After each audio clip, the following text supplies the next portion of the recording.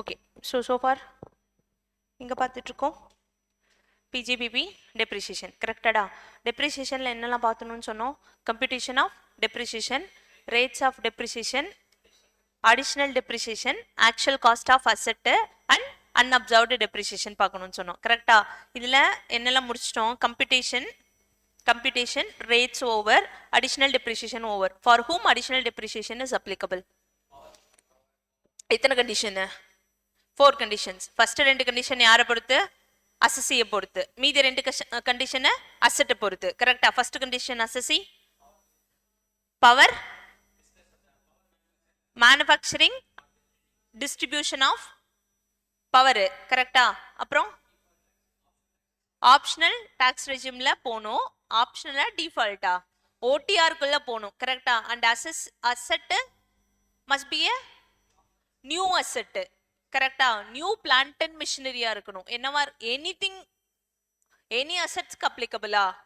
Plant and மிஷினரியா இருக்கணும். New plant and மிஷினரியா இருக்கணும். Second ஹேண்டா இருக்க கூடாது. கரெக்டா? தென்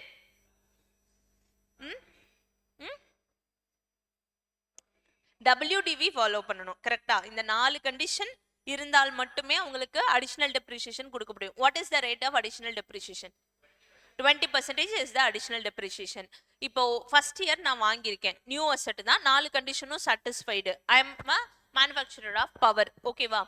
இப்போ இந்த year I am using that new plant and machinery less than 180 days. ஓகேவா? இந்த வருஷம் நான் எவ்வளவு கிளைம் பண்ண முடியும்? எவ்வளோ? அடுத்த வருஷம் ரிமைனிங் 10 கிளைம் பண்ணிக்க முடியுமா? அதுக்கு அடுத்த வருஷம் அடிஷனல் டெப்ரிசியேஷன் இருக்கா? No. Only once in asset, for only once for asset. அசஸிக்கு இல்ல, ஒரு அசெட்டுக்கு ஒரு டைம் அடிஷனல் டெப்ரிசியேஷன் கொடுக்குறேன். ஓகேவா? கிளியரா? அண்ட் டெப்ரிசியேஷன்ல யாருக்கெல்லாம் அலோவ் பண்றாங்க? ரெஜிஸ்டர்ட் ஓனரா இருந்தாலும் கொடுக்குறாங்க, பெனிஃபிஷியல் ஓனரா இருந்தாலும் நீ டெப்ரிசியேஷன் கிளைம் பண்ணிக்கலாம். லீஸ் அக்ரிமெண்ட்ஸ்ல யார் மட்டும் தான் டெப்ரிசியேஷன் கிளைம் பண்ண முடியும்? லெஸ்ஸார் மட்டும் தான். ஹையர் பர்ச்சேஸ்ல லாஸ்ட் இன்ஸ்டால்மெண்ட்ல தான் அசெட் வில் பிகம் யோர்ஸ். நீ டைட்டில் உன்கிட்ட லாஸ்ட் இன்ஸ்டால்மெண்ட் நீ எனக்கு பே பண்ணும்போது தான் அசெட் உன் பேர்ல வரும். ஆனா யாரு டெப்ரிசியேஷன் கிளைம் பண்ணிக்கலாம்? ஹையர் பர்ச்சேசரா இல்ல கொடுக்கறவனா? ஓனரா? ஃபர்ஸ்ட் டீம்ட் ஓனர்ஷிப் மாதிரி நீ ஃபர்ஸ்ட் இன்ஸ்டால்மெண்ட்லயே தட் அசெட் ஹஸ் பிகம் யோர்ஸ்ன்ற மாதிரி நீ என்ன பண்ணிக்கலாம்? கிளைம் பண்ணிக்கலாம். லீஸ்ல லெஸ்ஸார் மட்டும் தான் கிளைம் பண்ண முடியும். அது ஃபினான்ஷியல் லீஸா இருந்தாலும் சரி, ஆப்ரேட்டிங் லீஸா இருந்தாலும் சரி. ஆமாவா? ஆனா ஹையர் பர்ச்சேஸ்ல யார் ஹையர் பர்ச்சேஸ்ல எடுக்கிறீங்களோ, ரெண்ட்டுக்கு எடுக்கிறீங்களோ, நீங்க ரெண்ட்டுக்கு டெப்ரிசியேஷன் கிளைம் பண்ணிக்கலாம். கிளியரா? எஸ்ஸா நோவாடா? அப்புறம் கேபிட்டல் எக்ஸ்பெண்டிச்சர் ஒரு அசெட்டுக்கு இன்கர் பண்ணியிருந்தா அதை என்ன பண்ணணும்? கேபிட்டலைஸ் தான் பண்ணணும். டெப்ரிசியேஷன் அதுக்கு நீ கிளைம் பண்ணிக்கலாம். கரெக்டா? நீ ஓனர் இல்ல, ஆனா நீ கேபிட்டல் எக்ஸ்பெண்டிச்சர் இன்கர் பண்ணியிருக்க, நீ டெப்ரிசியேஷன் கிளைம் பண்ணிக்கலாமா? அந்த கேபிட்டல் எக்ஸ்பெண்டிச்சரை நீ உன் புக்ஸ்ல கேபிட்டலைஸ் பண்ணிக்க முடியுமா? முடியாதா? நீ இந்த பில்டிங்ல ரெண்டலுக்கு இருக்கடா. ஓகேவா? இந்த பில்டிங்க்கு ஒரு கேபிட்டல் எக்ஸ்பெண்டிச்சர் இன்கர் பண்ணியிருக்க, நான் தான் ஓனர், இந்த பில்டிங்கோட ஓனர். நீ ரெண்டலுக்கு எடுத்திருக்க. நீ இப்ப என்ன பண்ணிட்ட?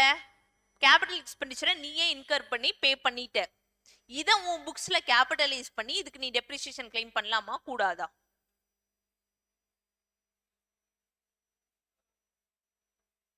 யார் பண்ணலான்றீங்க?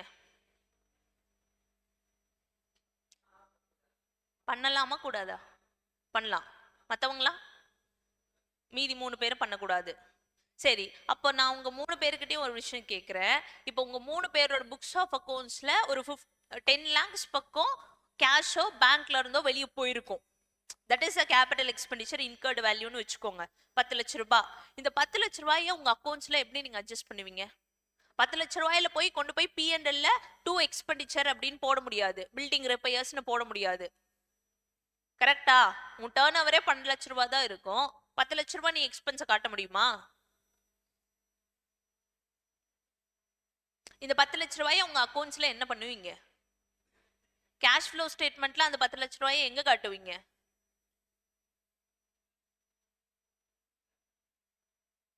அப்ப அங்க இன்வெஸ்ட்மெண்ட் அவுட்ஃப்ளோல காட்டணும்னா அது இங்க அசெட்டா உனக்கு மாறி இருந்தா தானே நீங்க இன்வெஸ்ட்மெண்ட்ல காட்ட முடியும்.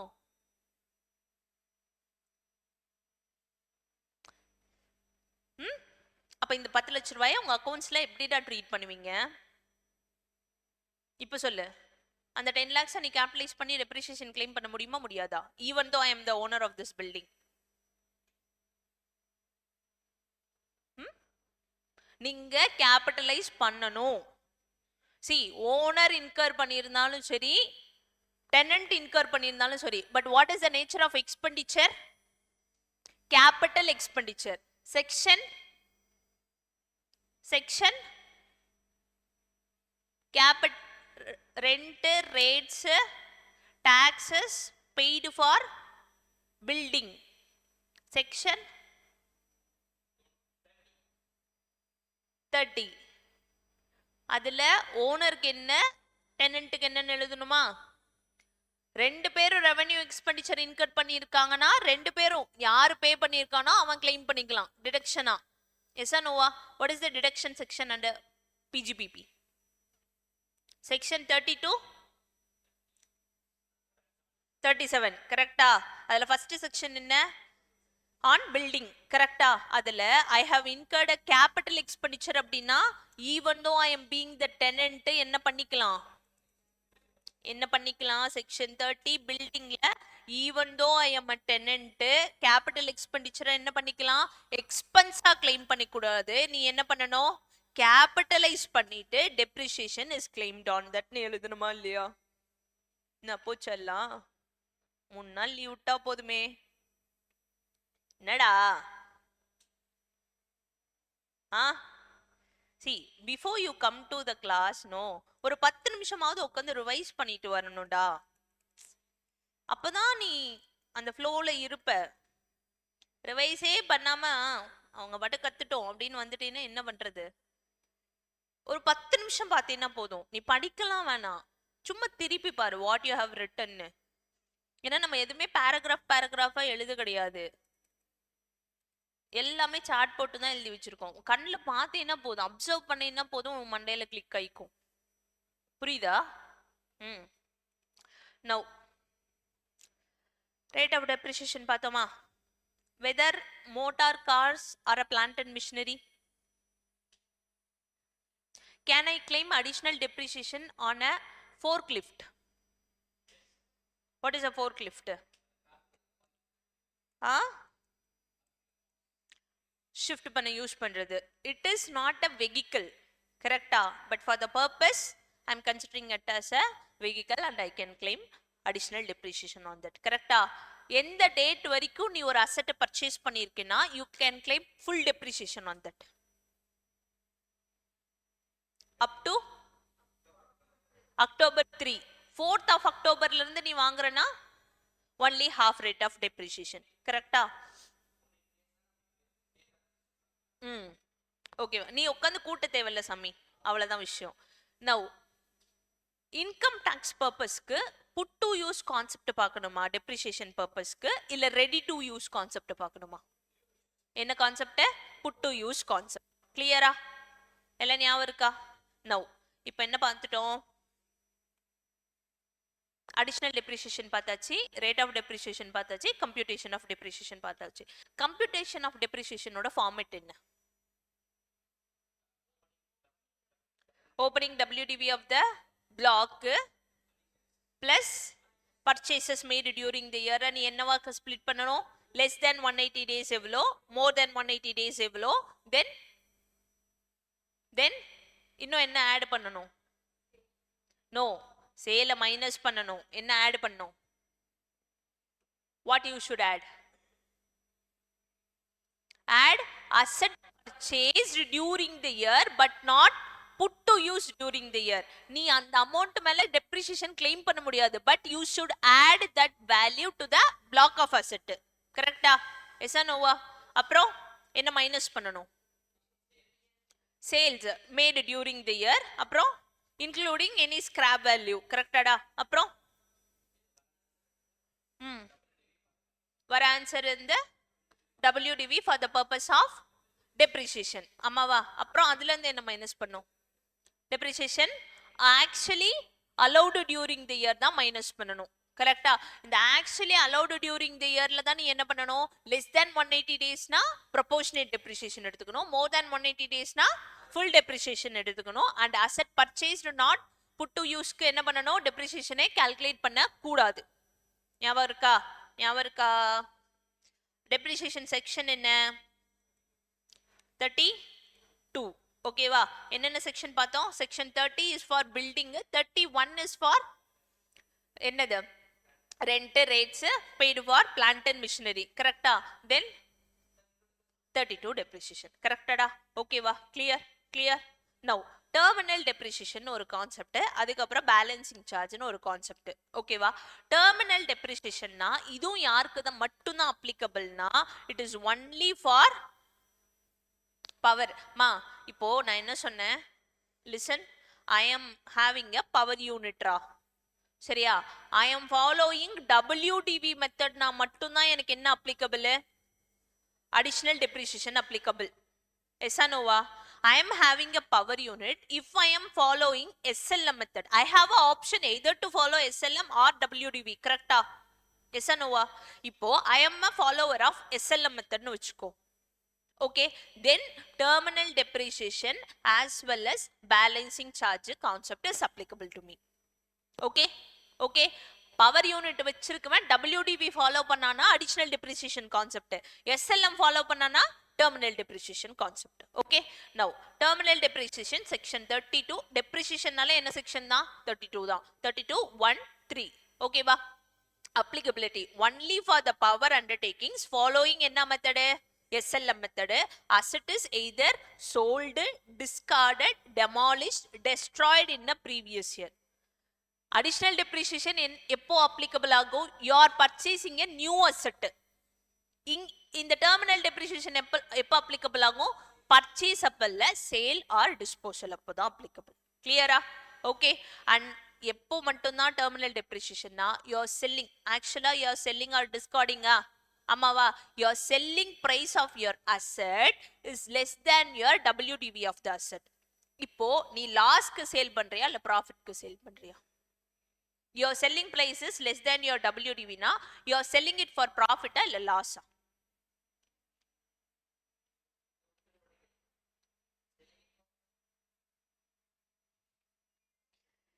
Selling price is less than your WDV னா நீ லாஸ்க்கு சேல் பண்றியா ப்ராஃபிட்க்கு சேல் பண்றியான்னு கேக்குறேன். எல்லாம் எந்திரிச்சு இல்ல, லாஸ் தான் இருந்தாலும் எந்திரிச்சு இல்ல. half an hour கிளாஸ் நின்று தான் கவனிக்கணும். சாப்பிட்டுட்டு now listen, your selling price is less than your WDV னா you are selling it for என்னது? லாஸ். கரெக்டா? அந்த வேல்யூவை நீ என்ன பண்ணிக்கலாம்னா டைரக்டா P&L டெபிட் சைடுல போட்டுக்கலாம். எங்க? P&L டெபிட் சைடுல டைரக்டா போட்டுக்கோ. பேலன்சிங் சார்ஜஸ் அப்படின்ற கான்செப்ட்ல என்ன வருதுன்னா செக்ஷன் 41(2). ஓகேவா? 41(2ல யாருக்கு அப்ளிகபிள்? யார பவர் அண்டர்டேக்கிங் ஃபாலோவிங் என்ன method? SLM method. asset is sold, discarded, demolished or destroyed in the previous year அப்படினா, but your selling price is greater than your WDV. ஓகேவா? then loss ஆ ப்ராஃபிட்டா? ப்ராஃபிட். ஓகேவா? என்கிட்ட புக்ஸ்ல இருக்கிற வேல்யூவே எவ்வளவுதான்? 1 லட்சம் ரூபாய். But I am selling it for 1.35 lakhsனா 35K என்னதான் எனக்கு? ப்ராஃபிட். கரெக்டா? that it can be taxable directly under the head PGBP. நீ P&L என்ன பண்ணிக்கலாம்? உன் இன்கமா கிரெடிட் சைடுல டைரக்டா போட்டுறலாம். கான்செப்ட் இருக்கு. ஓகேவா? யூசுவலி அசெட் சோல்டுனா சோல்ட் ஆன் ப்ராஃபிட்னா profit on sale of asset நம்ம என்ன பண்ணுவோம்? P&L போடுவோம். Loss on sale of plant and மிஷினரினா எனி அசெட்னா P&L லாஸ் அக்கவுண்ட் பண்ணிடுவோம். ஆனா நவ் இந்த பேலன்சிங் ஃபிகர்ல ஒரு கான்செப்ட் இருக்கு. Listen, C 3 சினாரியோடா. ஓகே, இப்போ என்னென்ன எனக்கு வேணும்? ஆக்சுவல் காஸ்ட் என்ன, WDV வேல்யூ என்ன, as on the sale date, as well as என்னோட செல்லிங் பிரைஸ் என்ன. நான் எல்லா அசெட்டையும் 1 lakh தான் வாங்கியிருக்கேன். புரிஞ்சுதா? WDV of the asset on the date of disposal or sale எவ்வளோனா, ஃபர்ஸ்ட் சினாரியோல 80,000. 80,000 worth இருக்கு. என் புக்ஸ்ல 80,000 வேல்யூ இருக்கு. அதை நான் எவ்வளோக்கு சேல் பண்றேன்னா 50,000க்கு சேல் பண்றேன். திஸ் இஸ் மை லாஸா? என்ன கான்செப்ட் இங்க வரணும்? பேலன்சிங்கா இல்ல டெர்மினலா? terminal depreciation. கரெக்டா? லாஸ் 30,000. கரெக்டாடா? எஸ் நோவா? இப்போ 65,000 என் WDV. பட் நான் விற்கிறது 82,000 ரூபாய்க்கு விற்கிறேன். அதிகமா வித்திருக்குன்னா வாட் இஸ் மை ப்ராஃபிட்? எவ்வளோ? 17,000 இஸ் மை ப்ராஃபிட். இது என்ன கான்செப்ட்? Balancing charge. கரெக்டா? மா என்னோட அசெட் காஸ்ட் இஸ் 1 lakh. அதோட WDV வேல்யூ 65,000 அண்ட் ரிமைனிங் இதை நான் எப்போ சேல் பண்றேன்னா 1,20,000க்கு சேல் பண்றேன். எவ்வளோ? 1,20,000க்கு சேல் பண்றேன். Now here my selling price is greater than my WDV. 1,20,000 ரூபாய் 65,000 ரூபாய்க்கு விட அதிகம் தான். And still a selling price is greater than my actual cost. கரெக்டா? இசனுவா? அப்போ இங்க PGBP ப்ராஃபிட் மட்டும் தான் வருமா இல்ல கேபிட்டல் கெயின்ஸும் வருமா?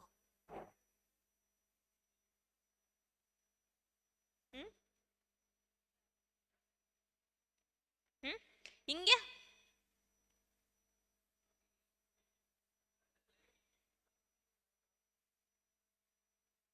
எனிவேஸ் நீங்க வரும். ஓகே, எப்படா சொல்ற? சும்மா அடிச்சு விடுற மேம். லிசன் நவ் இந்த சினாரியோ புரியுதுல? ஃபர்ஸ்ட் சினாரியோல என் WDV விட என் செல்லிங் பிரைஸ் கம்மி, லாஸ்க்கு விற்கிறேன். நெக்ஸ்ட் சினாரியோல ப்ராஃபிட்டுக்கு விற்கிறேன். அதுக்கு அடுத்த சினாரியோல என் ஒரிஜினல் காஸ்ட் விட ஹை பிரைஸ்க்கு விற்கிறேன். Okay, now first concept terminal depreciation. இந்த 30,000 ரூபாய் will be debited to P&L. கரெக்டாடா? this 30,000 will be debited to my P&L. Yes நோவா? பாத்துட்டியா? இங்க இந்த 17,000, இந்த 17,000 என்ன? 82,000 my selling price, 65,000 is my WDV. This 17,000 will be credited to my P&L account. கரெக்டா? இங்க my profit is எவ்வளோ? 1,20,000 minus 65,000 எவ்வளோ? 55,000 is my profit. ஆமாவாடா? இந்த 55,000ல ஒரிஜினலா என்னோட PGBP எவ்வளோன்னு பார்த்தீங்கன்னா ஆக்சுவலி என் காஸ்ட் அண்ட் என் காஸ்ட்டும் என்னோட ரிட்டர்ன் டவுன் வேல்யூ எவ்வளோ, that proportion makes my PGBP income and the remaining in the 1.2 lakhs. என் cost price 1 lakhs 1.2 lakhs is my selling price. This 20,000 will be accounted as my capital gains. clear? Because you are selling it for இப்போ gold தான்டா, gold மாதிரி தான். நீ வாங்குறது இப்போ 1 பவுன் 1 லட்சம் ரூபான்னு வச்சுக்கோ. ஓகேவா? இது கொஞ்ச நாள் நீ போட்டு யூஸ் பண்ணிட்டேன்னா என்ன ஆகும்? அதுக்கு சேதாரம் அப்படின்னு குறைச்சிருவான், தேய்மானம்னு சொல்லிட்டு குறைச்சிருவான். கரெக்டா? இதோட ஆக்சுவலி இன்னைக்கான மார்க்கெட் பிரைஸ் வேற, பட் இதோட WDV வேல்யூ சேதாரம் போக ஒரு வேல்யூ இருக்கும். கரெக்டா? ஆனா இன்னைக்கு நீ கோல்டு போய் எக்ஸ்சேஞ்ச் பண்ணினா என்ன ஆகும்? இன்னைக்கு மார்க்கெட் பிரைஸ் இஸ் 1,25,000 வச்சுக்கோ. நீ original cost price is 1 lakh, your selling price is 1 lakh விட அதிகமா இருக்கும். இன்னைக்கு மார்க்கெட் பிரைஸ் என்ன? ஆனா உன் WDV நடுவுல இருக்கா, அது கம்மி வேல்யூ தான். ஓகேவா? அப்போ ஒரிஜினல் காஸ்ட் விட வர accumulation becomes your gains if it is a capital asset இருந்ததுன்னா. கான்செப்ட் கேபிட்டல் அசெட்டாவும் இருக்கணும். whether depreciable asset is a capital asset? yes. section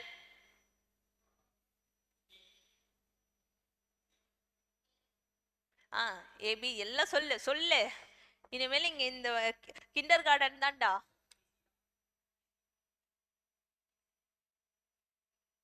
எல்லாம் 3-5 தோப்பு கரணம் போடு. உன்னால நான் கேட்டேன், என்னால நீ கேட்டேன்னு சொல்லிட்டே போடு. அதான் தெரியுது. சொல்லு, உன்னால நான் கேட்டேன், என்னால நீ கேட்டேன்னு சொல்லுடா பாலாஜி.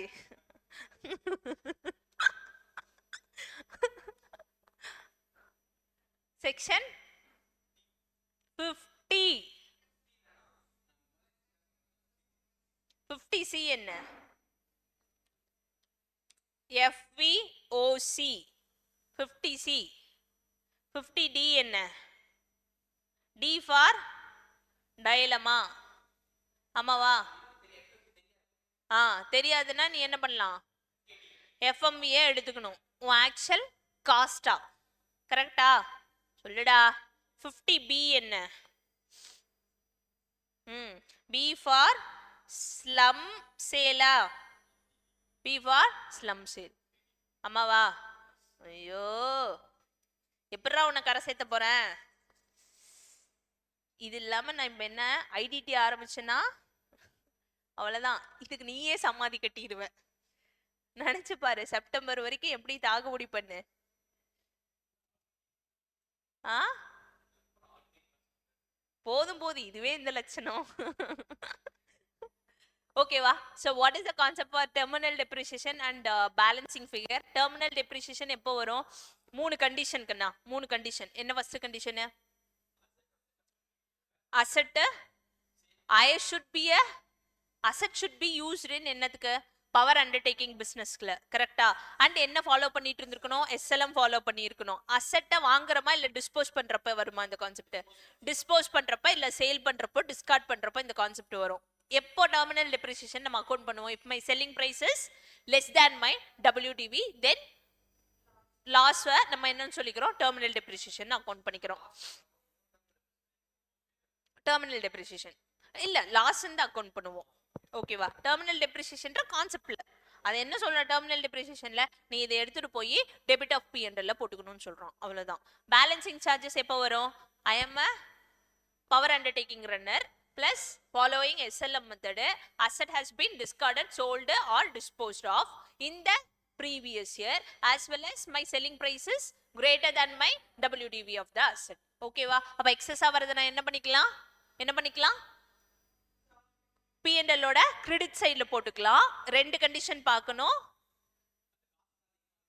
காஸ்ட்டை விட அதிகமா எனக்கு ப்ராஃபிட் வருதா இல்ல காஸ்ட்டை விட கம்மியா வருதான்னு பார்க்கணும். ஓகேவா? வித்தின் மை காஸ்ட் அப்படின்னா என்ன பண்ணிக்கலாம்? வெறும் P&L போட்டுக்கோ. மோர் தேன் மை காஸ்ட்ன்ற அந்த ப்ரொபோர்ஷன் மட்டும் என்ன ஆயிக்கணும்? Capital gains ஆயிக்கணும். ஓகேவா?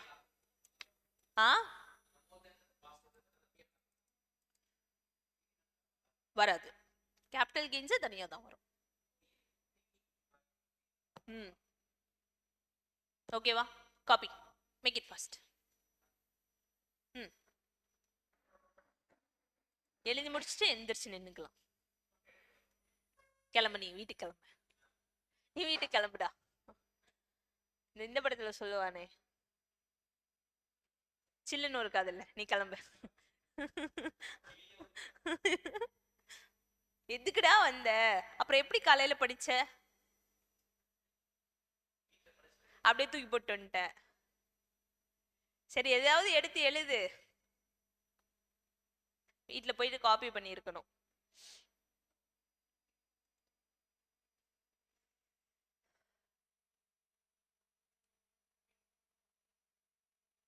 Make it fast.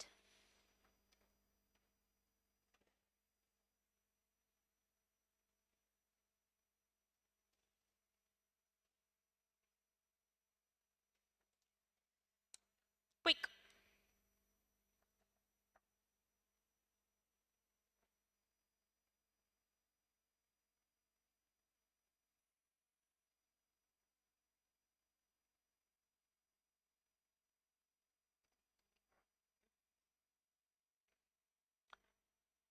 அவ்வளவுதான், டெப்ரிசியேஷன் முடிஞ்சிச்சுன்னா டிடக்ஷன்ஸ்ல பெரிய விஷயம் முடிச்சு. அடுத்து 35 செக்ஷன் 35 என்னடா?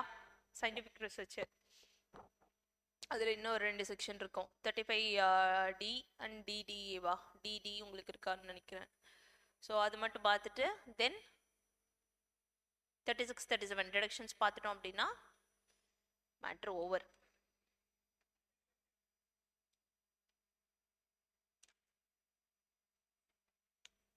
அப்புறம் டிஸ்அலவுடு டிடக்ஷன்ஸ், அது டக்கு டக்குன்னு முடிஞ்சிடும். அதுக்கு பிறகு ஆடிட் ப்ரொவிஷன்ஸ் 44AB 44AA.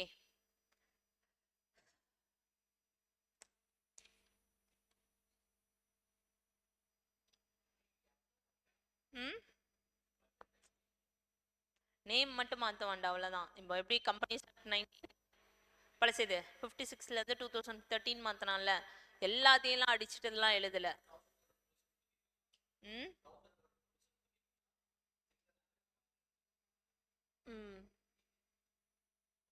இல்லை நிறைய அமெண்ட்மெண்ட்ஸ் வந்து உங்களுக்கு எதுவுமே அப்ளிகபிள் இல்லை சாமி.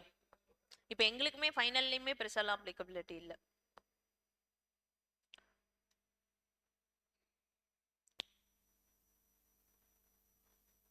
ஃபர்ஸ்ட் ம் 1st of Aprilலேருந்து.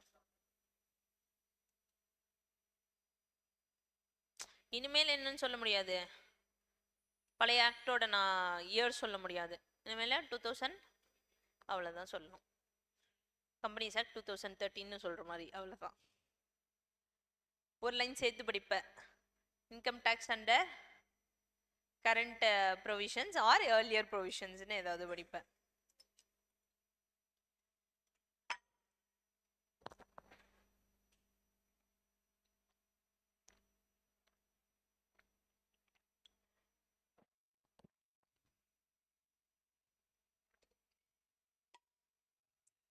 ம் ம்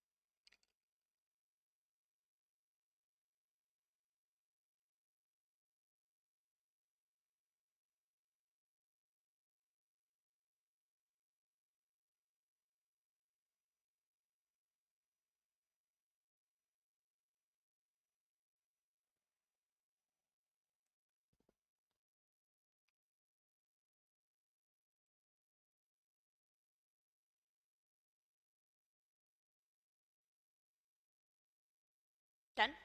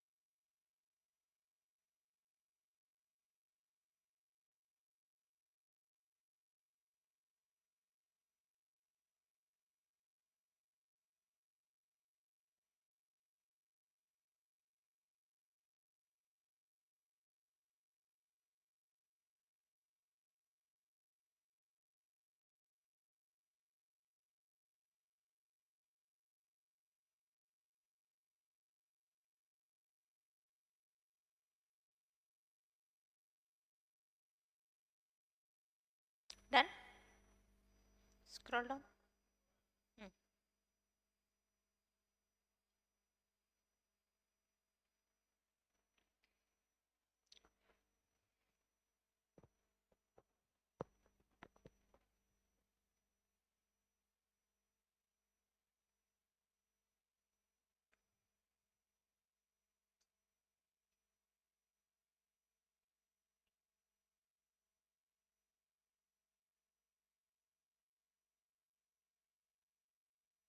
மா சி நீங்கள் பிஜிபிபி ஒரு சம் ஃபுல்லாக நீங்கள் கன்சல்டேட்டடாக அட்டன் பண்ணோன்னா you should have the backup memory of the other chapters also from salary till IFOS. புரிஞ்சுதா? பிஜிபிபி கொஷின் எல்லாமே கன்சாலிடேட்டட் கொஷின்ஸாக இருக்கும். எல்லா ப்ரொவிஷன்ஸும் அட்டன் பண்ணுற மாதிரி தான். வெறும் இந்த சாப்டர் அட்டன் ஃபுல்லாக படிச்சுட்டு போனேன்னா உன்னால் ஃபுல்லுமே அட்டன் பண்ண முடியாது.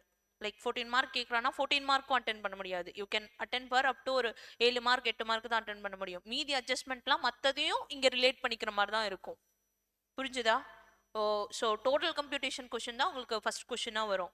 அப்போ நீ 5 ஹெட்டும் படிச்சிருக்கணும், ஆஸ் வெல் அஸ் ரெசிடென்ஷியல் ஸ்டேட்டஸும் படிச்சிருக்கணும், set off carry forward and டிடக்ஷன்ஸும் படிச்சிருக்கணும். எல்லாம் சேர்த்து தான். ஓகேவா? அப்பதான் நீ அந்த ஃபுல் ஃபிளெஜ்டா 14 மார்க்ஸ் அட்டென்ட் பண்ண முடியும். நீ அதுக்கு மேல எவ்வளவு வாங்குறன்றது உன் சாமர்த்தியம். ஆனா அட்டென்ட் பண்ணணும்னா நீ எல்லாமே படிச்சிருக்கணும். ஓகே, ஃபர்ஸ்ட் கொஸ்டின் அட்டென்ட் பண்ணிட்டேன்னா நீ மீதி எல்லாத்தையும் அட்டென்ட் பண்ணிடுவேன்னு அர்த்தம். ஏன்னா ஃபர்ஸ்ட் கொஸ்டின்லேயே எல்லாமே கவர் ஆயிரும்.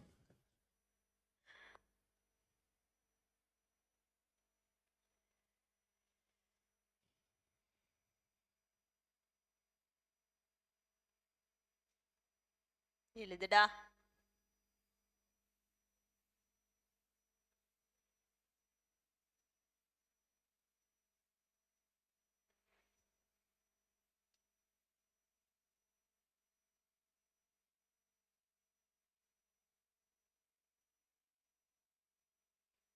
டன்.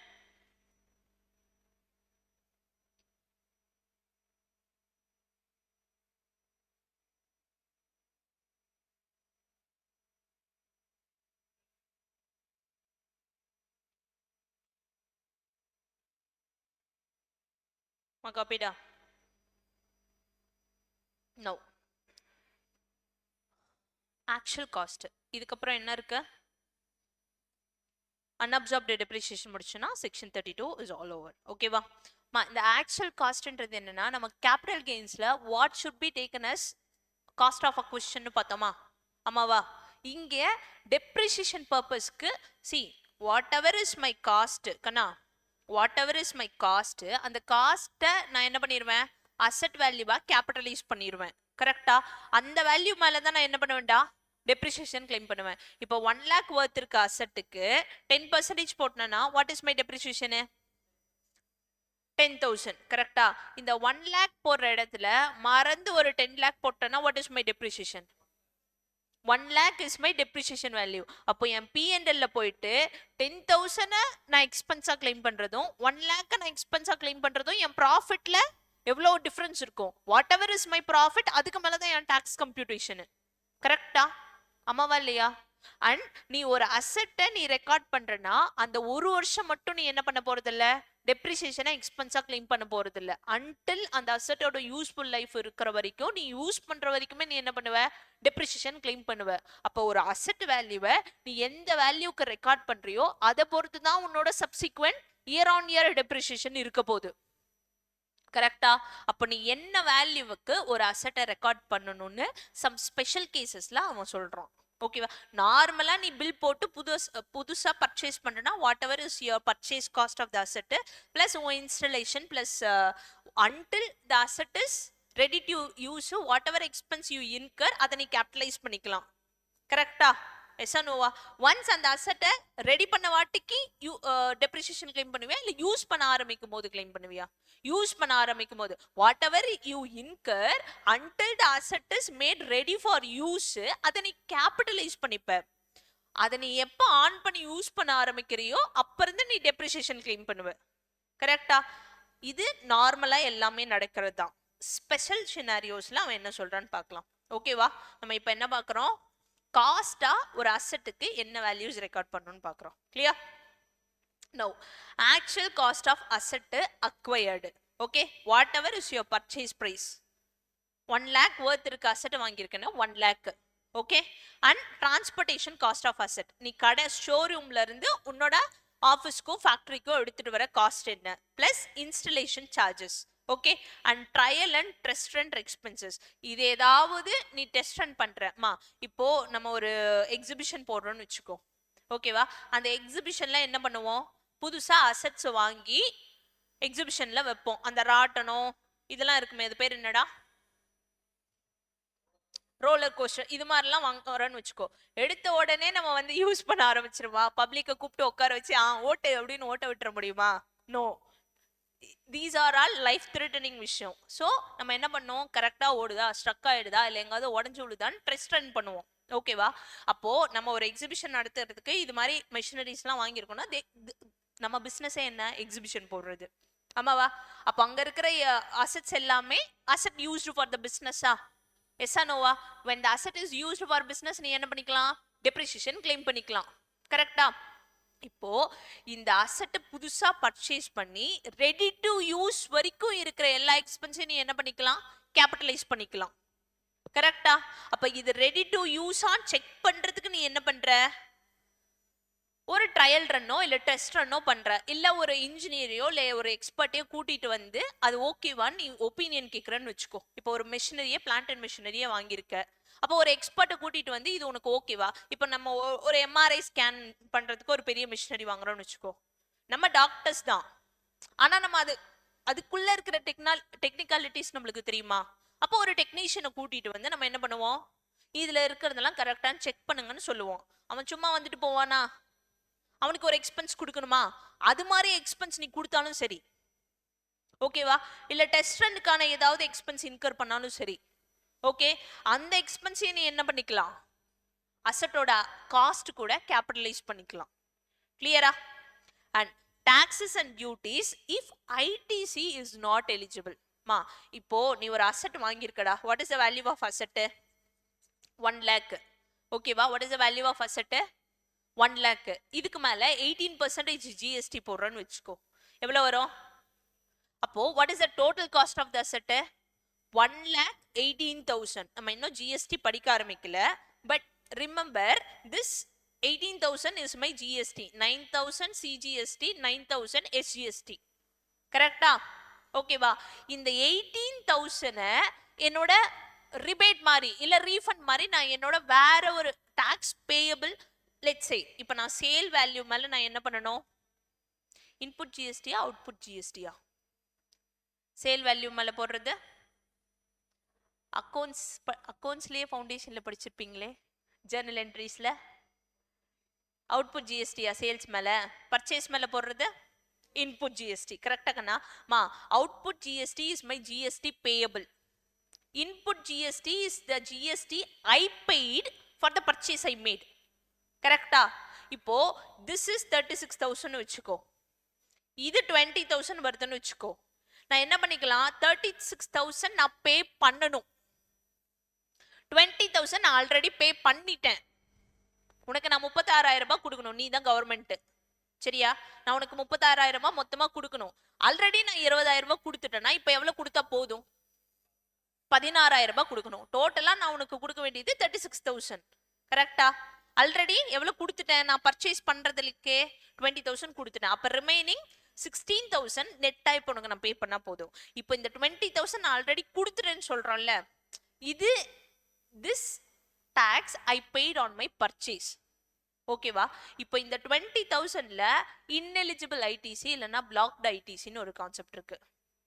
மா, இப்போ நான் ஃப்ரிட்ஜ் வாங்கினாலும் அதுக்கு நான் என்ன பண்ணணும்? ஜிஎஸ்டி பே பண்ணணும். ஏசி வாங்கினாலும் நான் என்ன பண்ணணும்? ஜிஎஸ்டி பே பண்ணணும். மெஷினரிஸ் வாங்கினாலும் என்ன பண்ணணும்? ஜிஎஸ்டி பே பண்ணணும். இப்போ இந்த 3 அசெட் வாங்கியிருக்கேன். என்னென்ன? Plant and machinery, fridge, AC. ஓகேவா? இதுல ஒரு அசெட்டுக்கு என்னால இந்த 20,000 குள்ள இருக்கிற ஜிஎஸ்டியை பிசினஸ்ல காட்ட முடியாது. எந்த அசெட்டுக்கான வேல்யூ? ஃப்ரிட்ஜ். ஃப்ரிட்ஜ் நம்ம என்ன பண்ண போறதில்ல? ஃபேக்டரியிலயோ ஆஃபீஸ்லயோ வச்சுக்க போறதில்ல, வீட்டுக்கு தான் வாங்கியிருக்கோம். AC will be used in office or factory. கரெக்டா? Plant and machinery office purpose, means business பர்பஸ்க்கு. பிசினஸ்க்கா நீ ஒரு அசெட் வாங்குற, பிசினஸ்க்காக ஒரு அசெட் வாங்குற, அதுக்கு நீ ஜிஎஸ்டி பே பண்ணியிருக்கனா நீ என்ன பண்ணிக்கலாம்? இந்த 20,000 கிளைம் பண்ணல, அது மாதிரி நீ செட் ஆஃப் பண்ணிக்கலாம். புரிஞ்சதா? இதுலயே சில விஷயங்கள் பிளாக்டுனும் இன்எலிஜிபிள் ஐடிஸ்னும் இருக்கு. அது மாதிரி சில அசெட்ஸ் நீ என்ன பண்ண முடியாது? ஐடிசி கிளைம் பண்ண முடியாது. புரிஞ்சதா? அப்படி இருக்குன்னா see you have bought a asset கண்ணா, ஓகேவா? அதுக்கு you are not eligible to claim that ITC. இப்போ இந்த 20,000 நான் கிளைம் பண்ணிக்கிட்டேன்லடா, செட் ஆஃப் பண்ணிக்கிட்டேன்ல, அப்படி உன்னால செட் ஆஃப் பண்ண முடியாது. ஓகேவா? அந்த அசெட்டோட வர்த் என்ன? 1 lakh. 18,000 is the GST paid. இந்த 18,000 நீ கேபிட்டலைஸ் பண்ணி 1,18,000 உன் காஸ்ட் ஆஃப் த அசெட்னு நீ வச்சுக்கிற அப்படின்னா இதுக்கு மேல 10% டெப்ரிசியேஷன் கிளைம் பண்ணும்போது எவ்வளவு வரும்? 11,800 வரும். கரெக்டா? இஃப் இட் இஸ் எலிஜிபிள் ஐடிசினா நீ எவ்வளவு மட்டும் தான் கேபிட்டலைஸ் பண்ணணும்னா உன் காஸ்டா 1 lakh மட்டும் தான் கேபிட்டலைஸ் பண்ணணும். இந்த 1 lakhக்கு தான் நீ என்ன பண்ணுவ? 10% டெப்ரிசியேஷன் போடுவ. புரியுதா? மா எலிஜிபிள் ஐடிசினா நீ என்ன பண்ணக்கூடாது, எலிஜிபிள் ஐடிசின்ற இடத்துல நீ என்ன பண்ணக்கூடாது, whatever GST or tax you pay அதை நீ கேபிட்டலைஸ் பண்ணக்கூடாது. ஒன்லி உன் பர்ச்சேஸ் பிரைஸ் என்னமோ அதை மட்டும் தான் நீ என்ன பண்ணணும், அசட்டோட வேல்யூவா கேபிட்டலைஸ் பண்ணும். Input tax credit. ஓகேவா?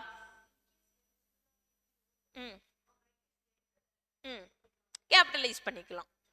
Even though it is eligible ITC, நீ என்ன பண்ணல, நீ ஐடிசி கிளைம் பண்ணிக்கல, நான் இங்க இப்படி செட் ஆஃப் பண்ணல, நான் டெப்ரிசியேஷன் கிளைம் பண்ணிக்கலனாலும் நீ என்ன பண்ணிக்கலாம், இது மாதிரி கேபிட்டலைஸ் பண்ணிக்கலாம். கிளியரா? கிளியரா?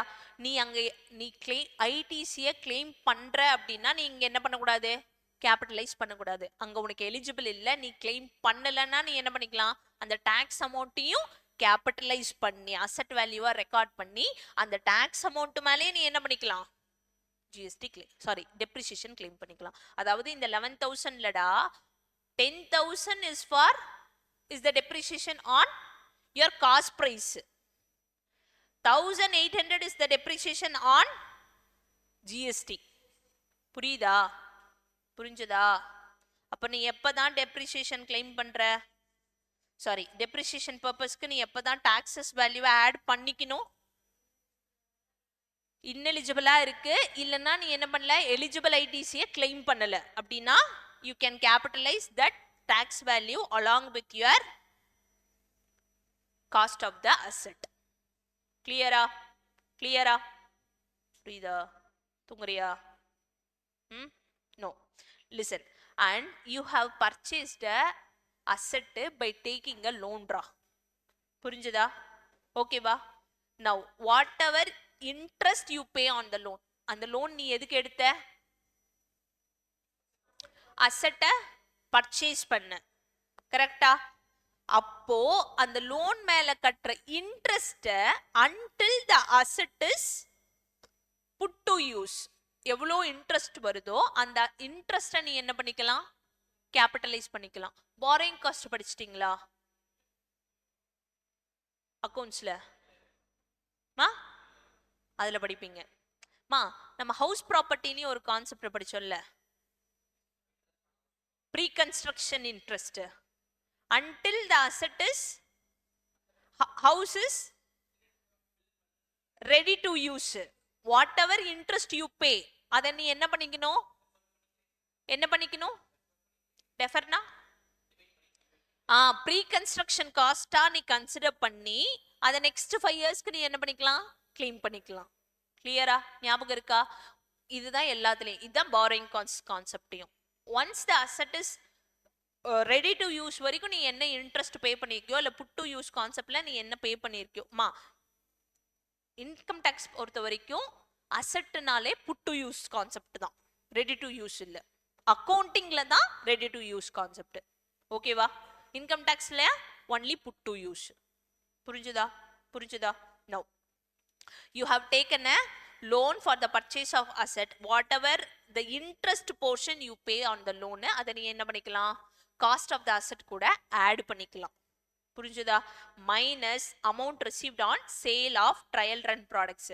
இப்போ அந்த ட்ரையல் ரன் பண்ணோம்லடா, அப்ப நீ ஏதாவது ஒரு ப்ராடக்ட்ஸை பை ப்ராடக்ட்ஸ் உனக்கு வந்திருக்கு, அதை நீ என்ன பண்ணியிருக்க, சேல் பண்ணியிருக்கிறது உன் ரெவன்யூ ஏதாவது வந்திருக்குன்னா அதை நீ என்ன பண்ணிக்கணும், இந்த காஸ்ட் ஆஃப் த அசெட் கூட மைனஸ் பண்ணிக்கணும். நீ எக்ஸ்பென்ஸை நீ ஆட் பண்ணிக்கிறியா, அப்ப ரெவன்யூவா மைனஸ் பண்ணிக்கோ. Okay? And government grants or subsidy received for the acquisition of asset. டே, நான் ஒரு அசெட் அக்வயர் பண்றேங்கண்ணா, அசெட்டோட வேல்யூ 10 lakhs. புரிஞ்சுதா? இந்த 10 lakhsக்கு எகெயின்ஸ்டா கவர்மெண்ட் எனக்கு 3 lakhs சப்சிடி கொடுக்குறானா, நீ எவ்வளவுதான் கிளைம் பண்ணணும், 7 lakh தான் நீ என்னவா பண்ணணும், for the purpose of depreciation உன் ஆக்சுவல் கான்செப்டா காஸ்டா ரெக்கார்ட் பண்ணணும். இந்த 7 lakhs மேல தான் நீ என்ன பண்ணணும், 10%ஓ இல்ல 15%ஓ டெப்ரிசியேஷன் கிளைம் பண்ணணும். பிகாஸ் இந்த 3 lakhs நீ உன் பாக்கெட்ல இருந்து எடுத்து கொடுக்கல, அப்ப இந்த 3 lakhsக்கு மேல டெப்ரிசியேஷன் கிளைம் பண்ண முடியாது. புரிஞ்சுதா? புரிஞ்சுதா? அப்ப சொல்லுங்க, ஃபார்மேட் என்ன, actual cost is equal to purchase price plus transportation charges, installation charges, trial run expenses, taxes if ITC is not claimed or eligible. அடுத்து என்ன ஆட் பண்ணிக்கணும்? இன்ட்ரெஸ்ட் ஆன் லோன் எல்லாம் ஆட் பண்ணிக்கணும். என்ன மைனஸ் பண்ணணும்?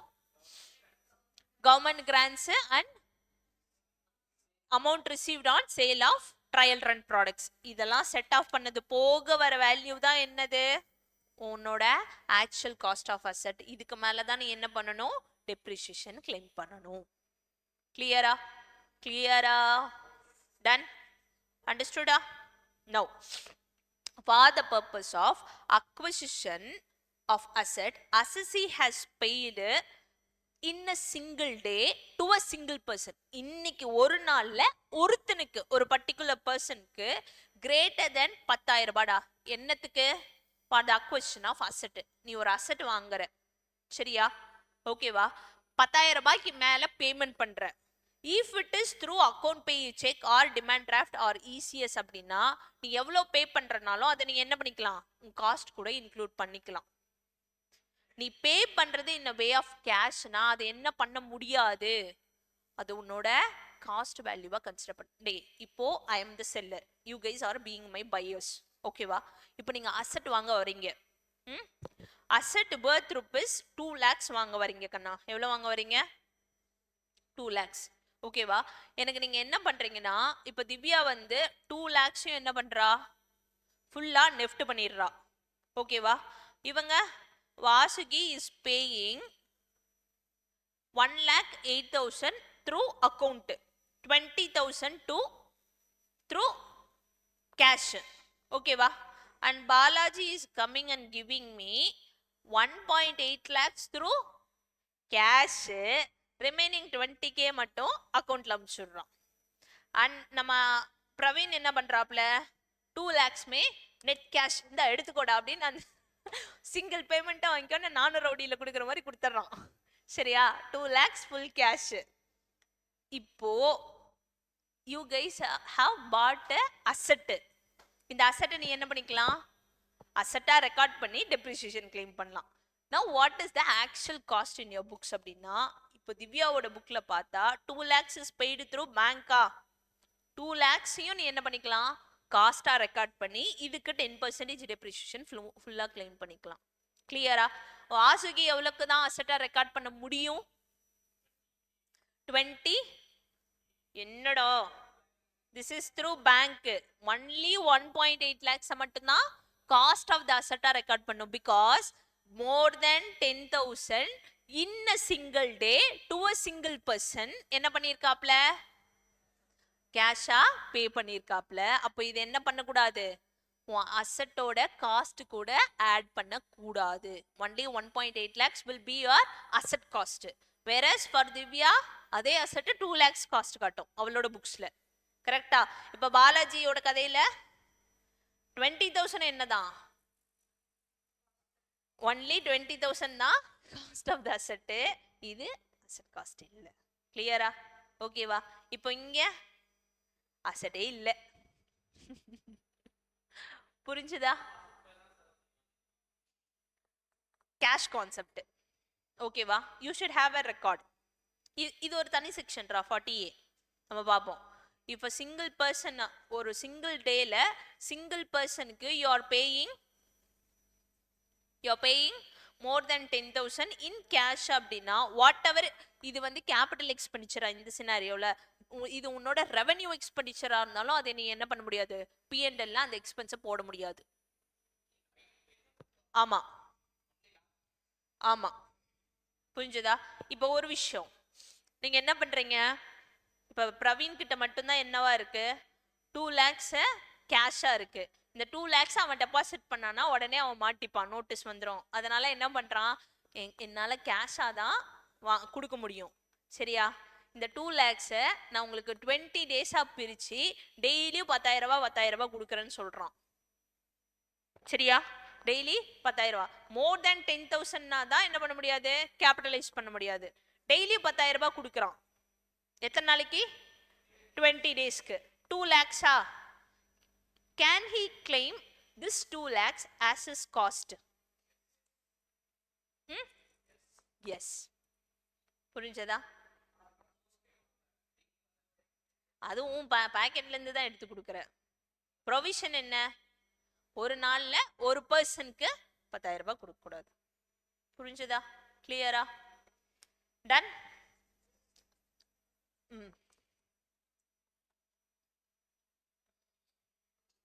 ஓகேவாடா? இது மட்டும் எழுதிக்கோங்க. அடுத்து காஸ்ட் என்ன பார்ப்போம்.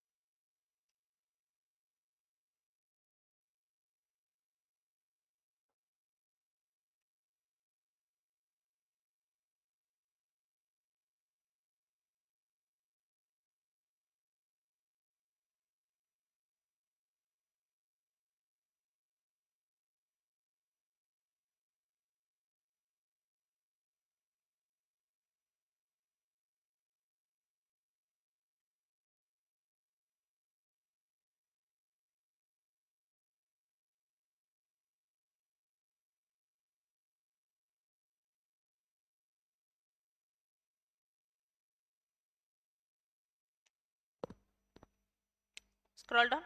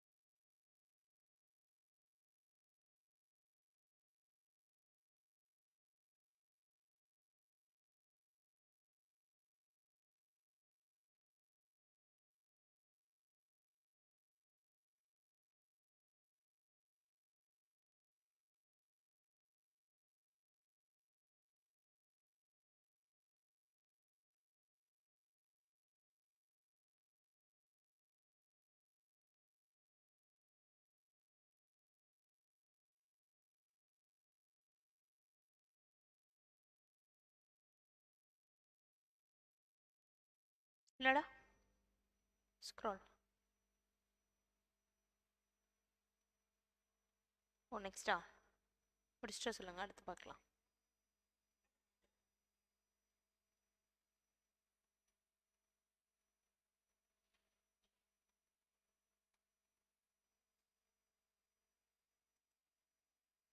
ஓகேவா? முடிஞ்சதா? No. Actual cost in certain special situations as per section 43 1 என்னன்னு பார்க்கலாம். Now listen to me carefully. See, the scenario is actually ஒரு அசெட்டை எதுக்கு யூஸ் பண்ணிட்டு இருந்திருக்கோம்னா சயின்டிஃபிக் ரிசர்ச்காக யூஸ் பண்ணிட்டு இருந்திருக்கோம். ஓகேவா? அப்படி யூஸ் பண்ணிட்டு இருந்த அசெட்டை இப்போ நான் எங்க கொண்டு வந்துட்டேன்? என்னோட ரெகுலர் பிஸ்னஸ்க்கு கொண்டு வந்துட்டேன். மா இப்போ I am in a pharmacology கம்பெனின்னு வச்சுக்கலாம். ஓகேவா? நான் ஒரு pharma based company. During COVID-19 நான் என்ன பண்ணியிருக்கேன்? வேக்சின் தயார் பண்றதுக்கோசரம் ஒரு செட்டப், ஓகேவா, ரிசர்ச் பண்றதுக்கோசரம் ஒரு செட்டப் பண்ணேன். அங்க சில ஃபர்னிச்சர்ஸும் எக்யூப்மெண்ட்ஸு ஏசி இது மாதிரி எலக்ட்ரிக்கல் ஃபிட்டிங்ஸ் இதெல்லாம் நான் வாங்கி எதுக்காக அந்த அசெட்லாம் வாங்கினேன்? ரிசர்ச் பர்பஸ்க்காக, வேக்சின் தயாரிக்கிறதுக்கோசரம் அந்த செட்டப் நான் போட்டேன். கோவிட் முடிஞ்சிருச்சு. வேக்சினை நான் கண்டுபிடிக்கல, எனக்கு தெரியல. ஓகேவா? நான் பண்ணது ரிசர்ச், சயின்டிஃபிக் ரிசர்ச். கிளியரா? இப்போ கோவிட் முடிஞ்சிருச்சு, அந்த கான்செப்ட் ஓவர் ஆயிடுச்சு. இப்போ அங்க இருக்கிற அசெட்டை நான் என்ன பண்ணுவேன்? இங்க இருக்க என் ஃபார்மா பிசினஸ்க்குள்ள கொண்டு வருவேனா? That asset was originally used in எந்த பர்பஸ்க்கு? சயின்டிஃபிக் ரிசர்ச்க்கு. இப்போ என் நார்மல் ஒரிஜினல் பிசினஸ்க்குள்ள கொண்டு வந்துட்டேன். Actually I am not a researcher and all, ஒரு ஃபார்மகாலஜி கம்பெனி. புரிஞ்சுதா? செட்டப் போட்டேன், அந்த செட்டப்ல இருந்து என் ரெகுலர் பிசினஸ்க்குள்ள கொண்டு வந்துட்டேன். இப்போ அங்க இருக்கும் போது ஆக்சுவல் காஸ்ட்டை நான் காஸ்டா ரெக்கார்ட் பண்ணியிருப்பேன். கரெக்டா? Scientific research is a section 35. whatever capital expenditure you incur, நீ என்ன பண்ணிக்கலாம்? 100% reduction on that capital expense claim பண்ணிக்கலாம். ஓகேவா? அப்போ அப்படி see, I have purchased ஒரு 10 lakhs worth இருக்க asset. எங்க இருக்கும் போது? சயின்டிஃபிக் ரிசர்ச்ல இருக்கும்போது. புரிஞ்சதா? இந்த 10 lakhs நான் என்ன பண்ணியிருப்பேன்? 2 P&L 10 lakhs எக்ஸ்பென்ஸா ரெக்கார்ட் பண்ணிப்பேன். இதுக்கு பேர் தானே 100% ரிடக்ஷன் கிளைம் பண்ணிக்கிறது. இசானோவா? இப்போ இந்த கிளைம் பண்ண அசெட்டை தான் நான் என்ன பண்றேன்? இங்க ரெகுலர் பிசினஸ்க்கு கொண்டு வரேன்னா இதுக்கு நான் ஆக்சுவல் காஸ்டா என்ன ரெக்கார்ட் பண்ணணும்னா நில்லுன்னு தான் போடணும். காஸ்ட் என்னன்னு போடணும்? ஜீரோன்னு தான் போடணும். இதுக்கு மேல நான் எந்த டெப்ரிசியேஷனும் கிளைம் பண்ண முடியாது. பிகாஸ் ஆல்ரெடி நான் என்ன பண்ணிட்டேன்? இந்த 10 lakhs எக்ஸ்பென்ஸா கிளைம் பண்ணிட்டேன். இப்போ மறுபடியும் அதுக்கு மேல நான் இன்னொரு எக்ஸ்பெண்டிச்சர் நான் உனக்கு கொடுக்க மாட்டேன். கிளியரா? So asset has been originally used for எதுக்கு? Research purpose. Now brought into regular business அப்படின்னா then cost of the asset will be nil. கிளியரா? தூங்காதரா எல்லாம் எந்திரிச்சு நில்ல. Stand up. அடுத்து ஸ்டாண்ட் அப் அந்த சேர் தான். ஆமா, ஓகேவா? செகண்ட் கேஸ் இது நம்மளுக்கு தெரிஞ்சது. I have a stock in trade that is converted into as a capital asset and used in the business or profession. On the date of conversion உன் actual cost என்னவா எடுத்துக்கணும்? FMV of the stock in trade. On the date of conversion என்னவோ that will become your actual cost of the asset. புரிஞ்சுதா? next, asset is acquired by way of gift, will or inheritance. மா இப்போ I have my father, சரியா? அப்பா நமக்கு என்ன பண்ணிட்டாரு? Under will or gift ஒரு அசெட் கொடுத்துருக்காரு. ஓகேவா? Okay, now you guys are receiving that asset and using it for what? உன் பிஸ்னஸ்லயோ ப்ரொஃபஷன்லயோ யூஸ் பண்றேன்னு வச்சுக்கோ. தென் ஆக்சுவல் காஸ்டா நீ என்ன பண்ணணும்? அப்பாவோட ஒரிஜினல் காஸ்ட் என்னமோ அந்த காஸ்ட்ல இருந்து, அப்பா அதை எதுக்கு தான் யூஸ் பண்ணிட்டு இருந்தாரு? பர்சனல் பர்பஸ்க்காக தான் யூஸ் பண்ணிட்டு இருந்தாரு. ஆக்சுவலி நீ அதை என்ன பண்ணிருக்க மாட்டாரு? டெப்ரிசியேஷன்ல அதை கிளைம் பண்ண மாட்டாரு. கரெக்டா? அப்போ டெப்ரிசியேஷன் கிளைம் பண்ணிருந்தா நோஷனல் டெப்ரிசியேஷன் எவ்வளவோ அதை நீ மைனஸ் பண்ணணும். ஓகேவா? ஒருவேளை இது 15% பர்த் இருக்கு அசெட். அப்பா இது வாங்கினதுல இருந்து 5 years ஹோல்ட் பண்ணியிருக்காரு. From the date of acquisition till date of transfer to us. Gift, will, இன்ஹெரிட்டன்ஸ்லாம் கொடுக்கறதும் டிரான்ஸ்ஃபரா இல்லை நாட் அ டிரான்ஸ்ஃபரா? செக்ஷன் 47ல வருமா இல்லை 247ல வருமா? செக்ஷன் 47 என்ன? ஆ not a transfer. 247 transfer, transactions that are considered as transfer. 247 இல்ல 47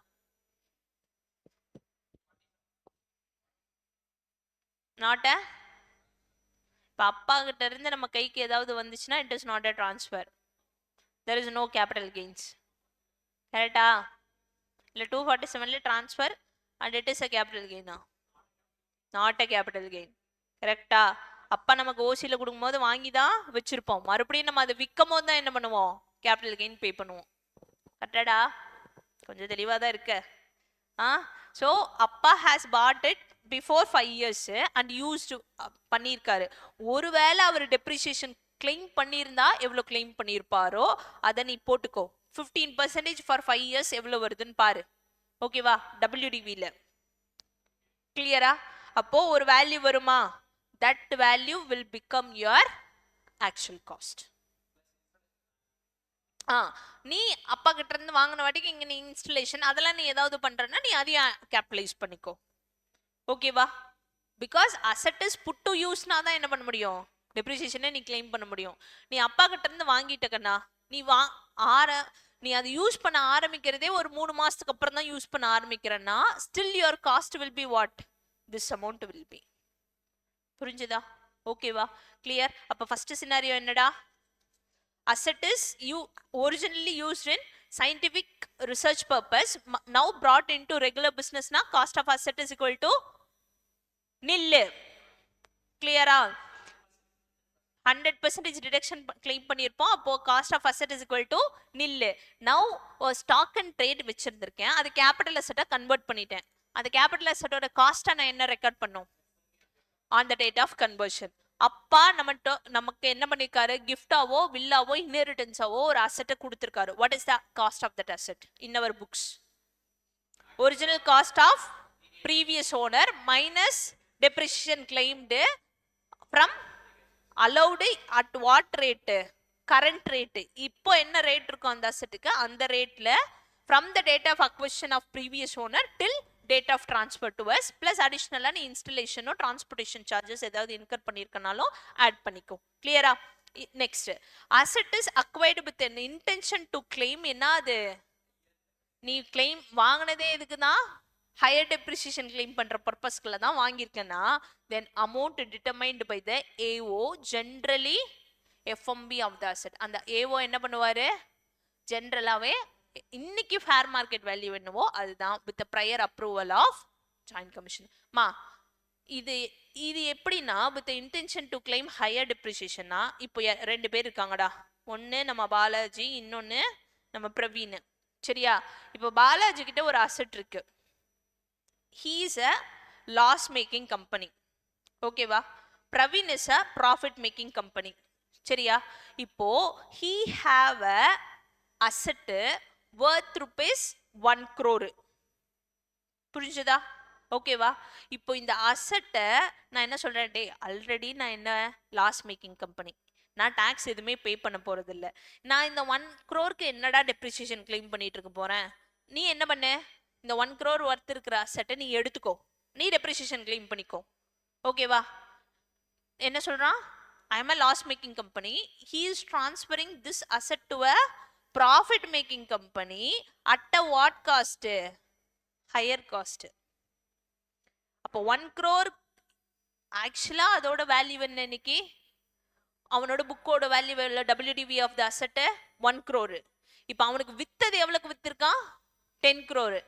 பிரவீனும் என்ன பண்ணா, டே நீ ஆல்ரெடி லாஸ் மேக்கிங் கம்பெனி, சரியா? ஓகேவா? இந்த அசெட்டை நான் உனக்கு 10 crores வாங்கின மாதிரி நான் உனக்கு பணம் கொடுக்குறேன். அப்போ நீ என்ன பண்ணுவ, 9 crores உனக்கு ப்ராஃபிட் ஆன் சேல் ஆஃப் அசெட்னு நீ கிரெடிட் சைடில் புக் பண்ணுவேன். அப்போ உனக்கு என்ன ஆகும், அந்த வருஷம் ப்ராஃபிட் வந்துடும், நீ உங்கள் ஷேர் ஹோல்டர்ஸ் கிட்ட நல்ல பேர் வாங்கிக்கலாம். புரிஞ்சுதா? இப்போ தலைமை இந்த 10 crores அவனோட புக்ஸில் ஆக்சுவல் காஸ்ட் ஆஃப் த அசெட்டை ரெக்கார்ட் பண்ணி இந்த 10 crores மேலே என்ன பண்ணுவாப்ல, டெப்ரிசியேஷன் 15% 20% கிளைம் பண்ணுவாப்ல. கரெக்டா? இப்போ இதை யாரு கண்டுபிடிக்கிறாங்க, நம்ம தலைமை ஏவோ கண்டுபிடிச்சிடறாப்ல. புரிஞ்சுதா?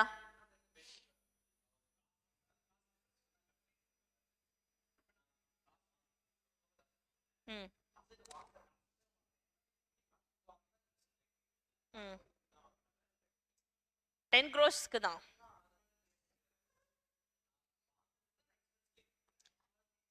மா இது வந்து நீ நார்மலா ஆக்சுவலி அதோட எஃப்எம்பி வந்து 10 க்ரோஸா இருந்து நீ அந்த வேல்யூக்கு வாங்குறனா பிரச்சனை இல்லை. டே இது வந்து நம்ம நார்மலா இப்போ பிரவீன் பாலாஜிக்குள்ள திவ்யா வாசிக்குள்ள இந்த டிரான்சாக்ஷனை it is totally immaterial. Arm's length ப்ரைஸ்க்கு மேலே இருக்கா ஓகே அப்படின்னு அவன் கன்சிடர் பண்ணிப்பான். ஓகேவா? ஆனா இது ஒரு கம்பெனி லெவல்ல பார்க்கும்போது நம்ம நினைச்ச மாதிரி ஒரு அசட்டையும் ரெக்கார்டும் பண்ண முடியாது, ஒரு அசட்டை சேலும் பண்ண முடியாது, எல்லாம் பண்ண முடியாது. பிகாஸ் ஒரு கம்பெனின்னு வரப்போ it is not our own money, share holder money. கம்பெனின்றது ஒரு தனி என்டிட்டி, கரெக்டா? அப்போ ஏதோ ஒன்று தப்பா போச்சுன்னா அங்க இருக்கிறது யாரு சஃபர் ஆவாங்க? ஷேர் ஹோல்டர்ஸும் அவங்களோட கிரெடிட்டார்ஸ், லோன் கொடுத்தவங்களாம் தான் சஃபர் ஆக முடியும். அப்போ நீ ஒரு டிரான்சாக்ஷனை நீ நினைச்ச மாதிரி எதுவுமே ரெக்கார்ட் பண்ண முடியாது. இப்போ நீ வந்து ஒரு ப்ரொப்ரேட்டர்ஷிப்ல ஒரு பிசினஸ் கன்சர்ன் வச்சிருக்கன்னு வச்சுக்கோ, நீ எதுவுமே பெருசா ரெக்கார்ட் பண்ண தேவையில்லை. பிகாஸ் உன் பிசினஸ் என்னன்னு நீ கரெக்டா இருக்கு பண்ற வரைக்கும் நீ உனக்கு புரியுற அளவுக்கு புக்ஸ் ஆஃப் அக்கௌண்ட்ஸ் மெயின்டைன் பண்ணா போதும். ஒரு ஒரு சின்ன கேஷ் பில்லோ ஒரு சின்ன பெட்டி கேஷ்க்குலாம் நீ வந்து ஒரு எக்ஸ்பென்ஸும் இதெல்லாம் மெயின்டைன் பண்ணுன்றது இல்லை. ஆனா ஒரு கம்பெனி லெவல்ல போகும்போது இப்போ என்னோட எம்ப்ளாயி நீ இருக்குன்னு வச்சுக்கோ, ஐ எம் அ கம்பெனி, சரியா? இப்போ நான் 100 ரூபாய் உனக்கு பேட்டா கொடுக்குறேன்னு வச்சுக்கோ. என்ன கொடுக்குறேன்? பேட்டாவா கொடுக்குறேன். இந்த பேட்டா எதுக்கு? நீ பிசினஸ் இங்க உள்ள நடத்துறதுக்கோசரம் தான் நான் உனக்கு கொடுக்குறேன். இந்த 100 ரூபாய்க்கும் நான் உனக்கு வவுச்சர் போட்டு கொடுக்கணும். 50 ரூபா உனக்கு நான் மீல்ஸ் கோசரம் கொடுக்குறேன்னு வச்சுக்கோ. இப்போ போய் ஸ்நாக்ஸும் டீயும் வாங்கிட்டு வான்னு நான் உனக்கு 50 ரூபாய்க்கு கொடுக்குறேன்னு வச்சுக்கோ. ஈவன் ஃபார் தட் 50 rupees நான் உனக்கு வவுச்சர் மெயின்டைன் பண்ணி இருந்திருக்கணும். புரியுதா? ஓகேவா? அண்ட் எஸ்பெஷலி இந்த டிரான்சாக்ஷன் யாருக்குள்ள நடக்குது? ஒரு loss making and profit making கம்பெனிக்குள்ள நடக்கும்போது it is a big deal. ஆமாவா? இத்தனை நாள் நீ ஒண்ணுமே பிசினஸ் பண்ணாம வச்சிருந்த, இப்போ all of a sudden 9 crores நீ இன்கம் காட்டணும்னா அது நோஷனலா இருக்க கூடாது, ஆக்சுவலா இருந்தா பிரச்சனை இல்லை. பட் அது நோஷனலா இருக்கு. யார் claim acquiring that asset with an intention to claim higher depreciation. ஆக்சுவலா அவர் என்ன பண்ணுவாரு? ஏஓ வந்து நீ ஒழுக்கமா ஃபேர் மார்க்கெட் வேல்யூல தான் 10 crores வாங்கியிருக்கியான்னு செக் பண்ணுவாரு. பண்ணிருக்கனா பிரச்சனை இல்லை. நீ பண்ணல, your intention is to deceive the department அப்படின்னா யூ வில் பி காட். ஓகேவா? அதையும் அவர் என்ன பண்ணுவார்னா ஜாயிண்ட் கமிஷனர் கிட்ட கொண்டு போவாரு. ஜாயிண்ட் கமிஷனரும் உனக்கு என்கொயரிக்கு எல்லா விஷயமும் டாக்குமெண்ட்ஸும் பார்ப்பாரு. பார்த்த வாட்டிக்கு if everything is okay, no problem, you can make account 10 crore, you can account 9 crore as his profit. புரிஞ்சதா? பட் அவங்களோட பாயிண்ட் ஆஃப் வியூல அவங்க என்கொயரியில your intention is to claim higher depreciation னா அப்போ என்ன பண்ணிடுவாரு? 10 crore 10 crore அக்கௌண்ட் பண்ண மாட்டாரு. அந்த அசெட்டோட எஃப்எம்பி அந்த அன்னைக்கு என்னவோ அதை மட்டும்தான் நீ காஸ்டா ரெக்கார்ட் பண்ணணும்னு சொல்லிடுவாரு. கிளியரா? ஓகேவா? அண்டர்ஸ்டுட்? ஃபர்ஸ்ட் சினாரியோ என்னடா? சயின்டிபிக் ரிசர்ச் டு ரெகுலர் பிசினஸ்னா காஸ்ட் நில்லே. அங்க நீ சயின்டிபிக் ரிசர்ச்ல கிளைம் பண்ணிருப்ப. இப்போ உன் பிசினஸ்க்குள்ள வரும்போது what is the actual cost of asset?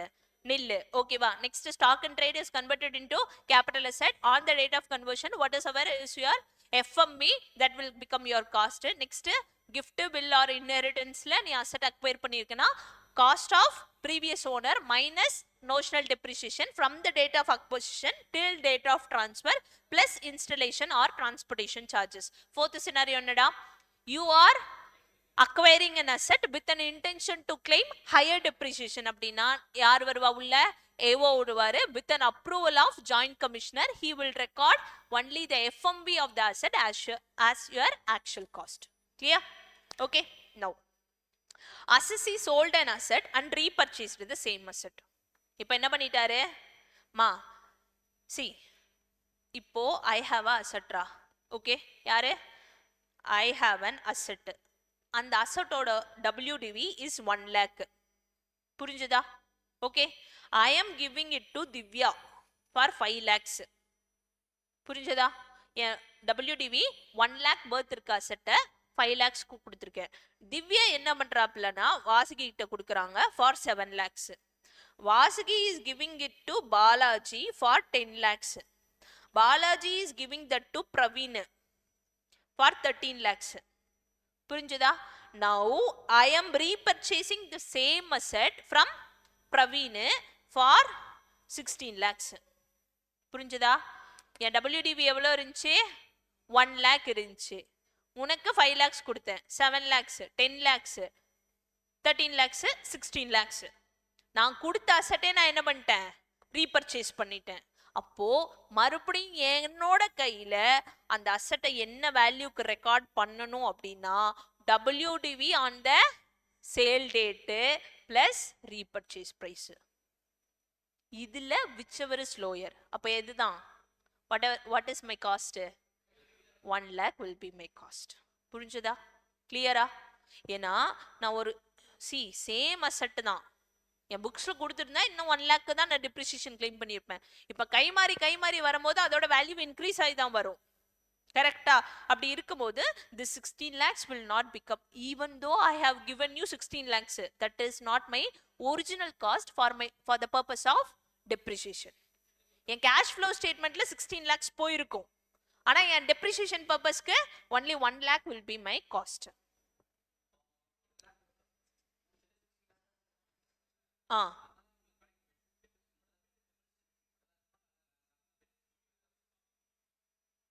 இதெல்லாம் நார்மலா பிசினஸ் டிரான்சாக்ஷன்ல நடக்கும்டா.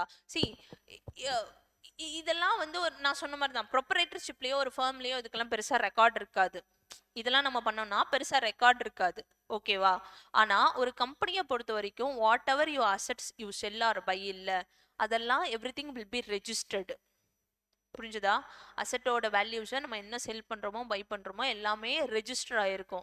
ஸோ அந்த ரெஜிஸ்டரை எடுத்து பார்க்கும் போது மறுபடியும் you have repurchased the same asset. இப்ப கை மாறிட்டு இப்ப நான் ஒரு பவுண்ட் கோல்டு காயின் இவங்க கையில கொடுக்குறேன்டா.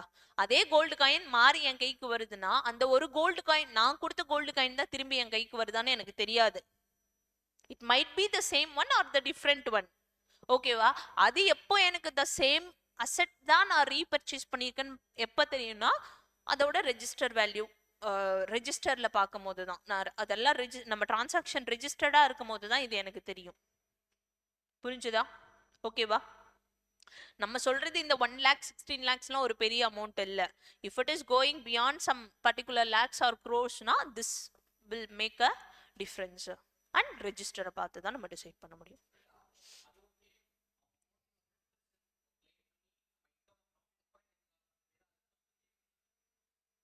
இந்த டிரான்சாக்ஷன்ஸா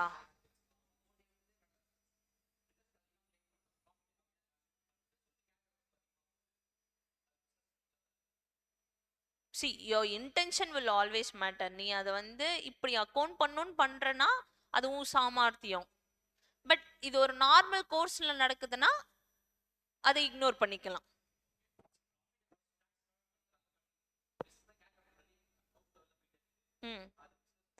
இது நார்மலா நடக்கும்டா. டே இப்போ என்னால பிசினஸ் பண்ண முடியல, நான் ஒரு அசெட்டை டிஸ்போஸ் பண்ணிட்டு நான் என்னோட பிசினஸ்க்குள்ள கேஷ் கொண்டு வரணும்னு நினைக்கிறேன். அதுக்கப்புறம் லேட்டர் என் பிசினஸ் டெவலப் ஆன வாட்டிக்கு அதே அசெட்டை நான் ரீபர்ச்சேஸ் பண்றது நார்மல் தானே? ஓகேவா?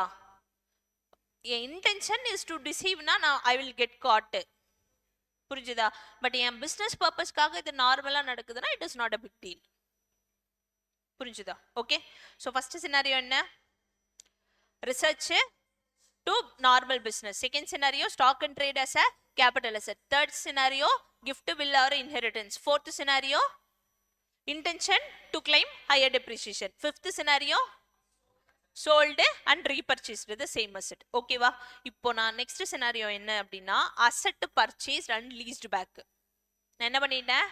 ஒரு asset purchase பண்ணியிருக்கேன், இதை நான் இப்போ லீஸ் விட்டுட்டேன். ஓகேவா? to same person.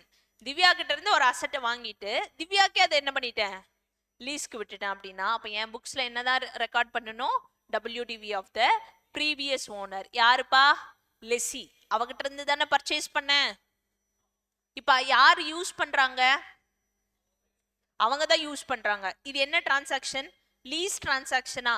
In case of lease transaction who can claim depreciation? Only lessor. இப்ப யாரு லெசாரு? ஐ எம் த லெசார். அவட்ட இருந்து அசெட்டை பர்ச்சேஸ் பண்ணிட்டேன்னா நான் தான் ஓனர் ஆஃப் த அசெட். இப்போ நான் தான் லீஸ்க்கு விட்டுருக்கேன் அப்படின்னா I am the lessor, she is the lessee. கரெக்டடா? ஆமாவா? அப்போ whatever is her WDV that will become my cost. Clear? Done. அதுக்கு மேல தான் நான் depreciation claim பண்ண முடியும். Whether Divya can claim depreciation on that? No, because she is a lessee. Clear? Done? No. Now we have a building da. என்ன scenario? Building. That building was originally used for personal purpose. இப்போ அந்த building என்ன பண்ணிட்டோம்? பிசினஸ்க்காக convert பண்ணிட்டோம். சரியா? அப்போ இந்த பில்டிங்கோட வேல்யூவை நான் பிசினஸ்ல அசெட்டா நான் ரெக்கார்ட் பண்ணுமா? பில்டிங் பர்சனல் இருக்குன்னா ஒன்றும் பிரச்சனை இல்லை. இப்போ பில்டிங்கான டெப்ரிசியேஷன் ரேட் என்ன?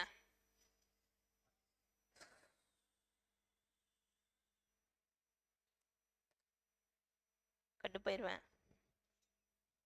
What is the depreciation rate for building? அவன்கிட்ட கேட்டா தப்பா தாண்டா சொல்லுவான். சும்மா சொன்னேன்னு அப்புறம் நீ உனக்கு பிடிச்ச மாதிரிலாம் வச்சுக்க முடியாது. அது அடிஷனல் டிப்ரிசியேஷன்ரா.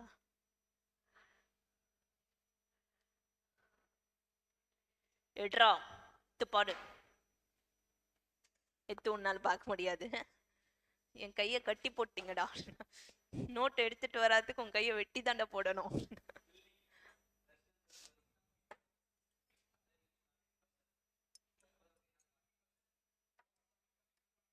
இதுல இப்ப நீங்க சொன்ன அந்த 15-20 எல்லாம் எங்க இருந்து வந்துச்சு? சும்மா அடிச்சுடும் அப்படின்னு விட்டதா?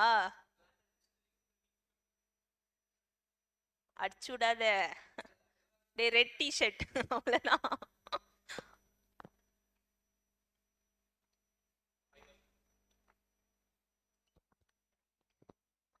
5 or 10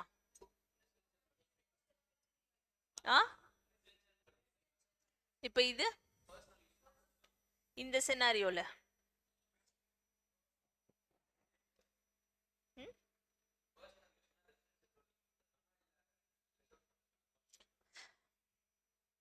ஒரு அசெட்டே என்கிட்ட இருந்துச்சு. நான் வீட்டில் வச்சிருக்க வரைக்கும் அதுக்கு டெப்ரிசியேஷன்ற கான்செப்டே இல்லை. கரெக்டா? நான் பிஸ்னஸ்க்குள்ளே கொண்டு வந்துட்டேன். அப்போ தான் நான் என்ன பண்ண முடியும்? டெப்ரிசியேஷன்ற கான்செப்டுக்குள்ளாரே வர முடியும். என் வீடு இருந்துச்சு, அந்த வீட்டை இப்போ என் ஆஃபீஸாக மாற்றிட்டேன், பிஸ்னஸ்க்காக மாற்றிட்டேன். இப்போ அந்த வீட்டுக்கு மேலே நான் எவ்வளோ டெப்ரிசியேஷன் கிளைம் பண்ணிட்டோம்? 5% 10%? எப்போ நான் 5% கிளைம் பண்ண முடியும்? யாரோட ரெசிடென்ஷியல் டுவெல்லிங்கா இருந்தா?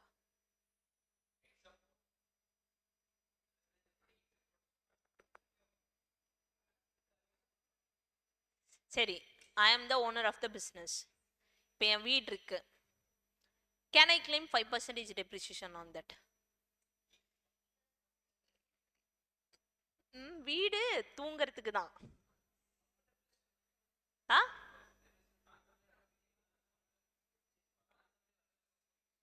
அப்போ நாங்கள் எழுதி கொடுத்துருக்கோம்ல 5% in case of residential dwelling except ஹோட்டல்ஸ்னு.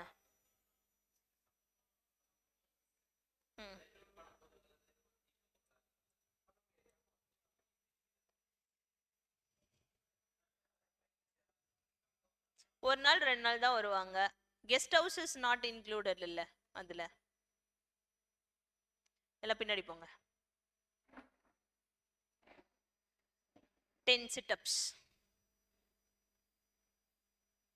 போடு. 1 2 3 4 5 6 7 8 9 10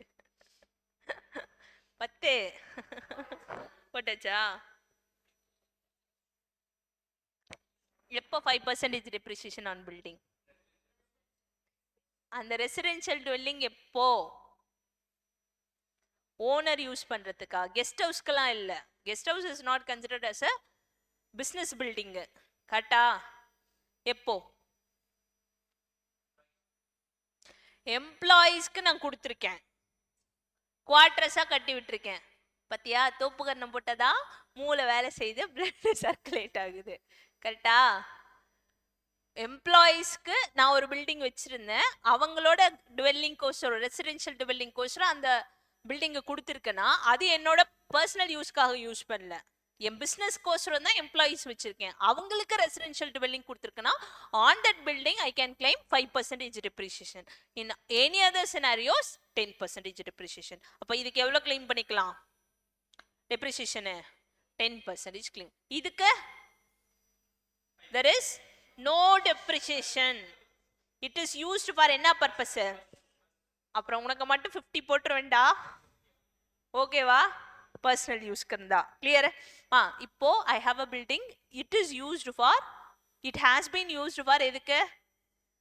பர்சனல் பர்பஸ்க்கு. இப்போ அதை நம்ம பிஸ்னஸ்குள்ளே கொண்டு வரும்போது வாட் இஸ் மை காஸ்ட் அப்படின்னா original cost of the asset minus இந்த வீட்டோட காஸ்ட்னு எனக்கு ஒன்று இருக்குல்ல, இத்தனை நாள் இதுக்கு நான் என்ன பண்ணியிருக்க மாட்டேன், டெப்ரிசியேஷனே கிளைம் பண்ணிக்க மாட்டேன். பட் ஆக்சுவலி டெப்ரிசியேஷன் கிளைம் பண்ணியிருந்தேன்னா எந்த ரேட்ல?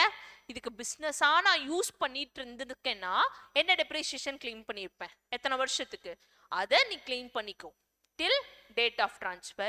remaining வரது தான் என்னது, will become your cost. ஓகேவா? அந்த வீடு வாங்கினதுக்கோ இல்ல கட்டினதுக்கோ ஒரிஜினலா ஒரு காஸ்ட் இன்கர் பண்ணிருப்பியா, அது மைனஸ் ஆக்சுவலா நீ டெப்ரிசியேஷன் அலோவ் பண்ணிட்டு இருந்தீங்கன்னா எவ்வளவு allow பண்ணிருப்ப, from your date of acquisition till the date of transfer at என்ன ரேட்ல, கரண்ட் டெப்ரிசியேஷன் ரேட்ல போட்டிருந்தா எவ்வளவு போட்டிருப்ப, மைனஸ் பண்ணது போக வர value will become your cost. clear? Okay. And now capitalization of interest paid in connection with the acquisition of cost. ஒரு asset வாங்குறதுக்கோசரம் நான் லோன் எடுத்திருந்தேன், அந்த லோனுக்கு என்ன பண்றேன், இன்ட்ரெஸ்ட் பே பண்ணிருக்கேன் அப்படின்னா if the interest incurred before put to use அப்படின்னா capitalize that, after அப்படின்னா நீ என்ன பண்ணிக்கலாம், expense to P&L. clear? okay. amount of taxes or excise additional duty, tax GST ல நம்ம பே பண்றோம், ஓகேவா? if credit is availed னா credit னா என்னடா, input tax credit. ITC அதுக்கு avail பண்றோம்னா நீ என்ன பண்ண கூடாது, அசெட்டோட காஸ்ட் கூட அந்த டாக்ஸ் அமௌண்ட்டை ஆட் பண்ண கூடாது.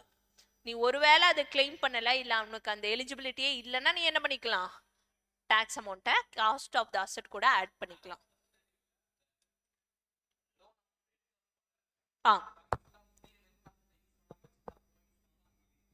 புரியல. ம்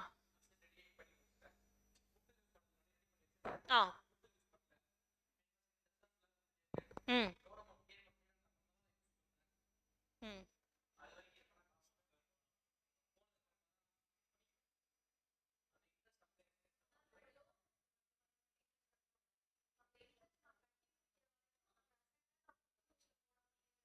ம் சரி, இந்த சினாரியோல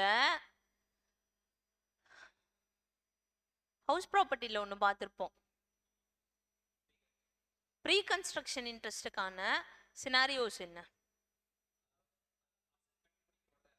நீ லோன் எடுத்த டேட்ல இருந்து எவ்வளோ நாளுக்குள்ள கன்ஸ்ட்ரக்ஷன் முடிஞ்சிருக்கணும்னு சொல்லியிருப்பான், 3 5? டெஃபர் பண்றது 5, கன்ஸ்ட்ரக்ஷன் முடியறது ஷோரா?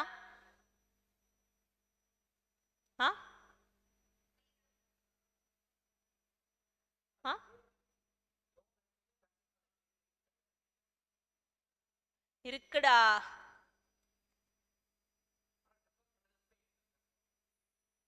அப்ப 3 years எப்படி சொன்ன, அச்சுட்டியாடா?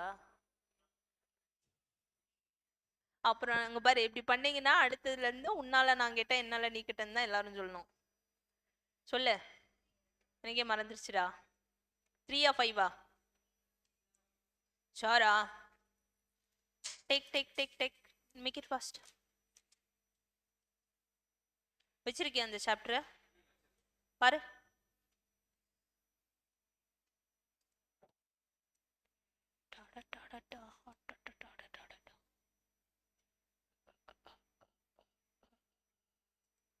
பாரு.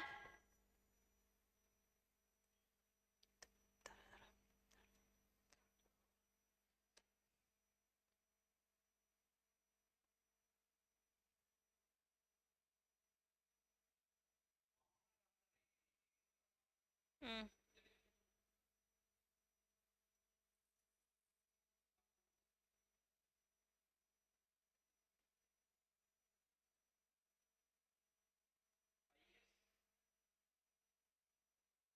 from the date of acquisition. So நீ என்ன பண்ற, கொண்டு விடாத.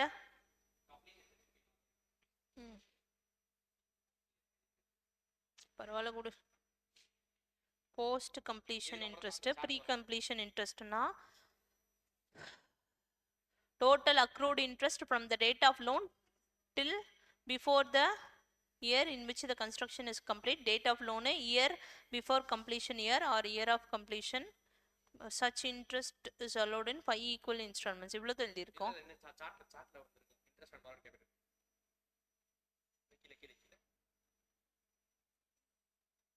இல்ல இல்ல அது நான் வேற நோட்ல எழுதி போட்டேன்னு நினைக்கிறேன். எங்க எங்கடா ஆப்ஷனல்ல ஓல்டுல போறோம்னா interest on borrowed capital limitations are there. construction acquisition of construction completed within 5 years from the end of the financial year in which loan is borrowed, and completion certificate is obtained within 5 years. Interest of 2 lakhs for every year can be claimed. correct for repairs and renovation maximum 30,000 can be claimed.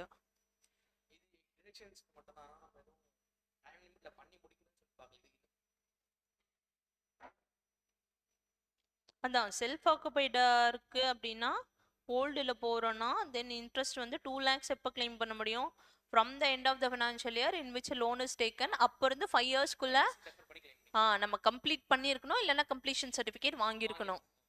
அப்போ அது மட்டும்தான் it considered as அ.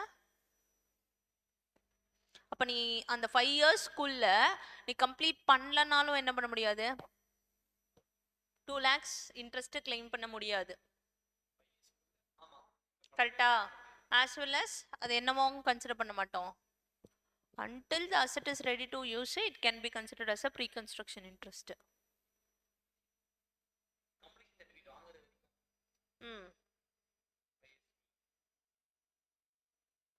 இது self ஆக்குபைடா இருந்தா தான். இப்போ let out ப்ராப்பர்ட்டியா இருந்தா இந்த scenarios இல்ல. unless any conditions.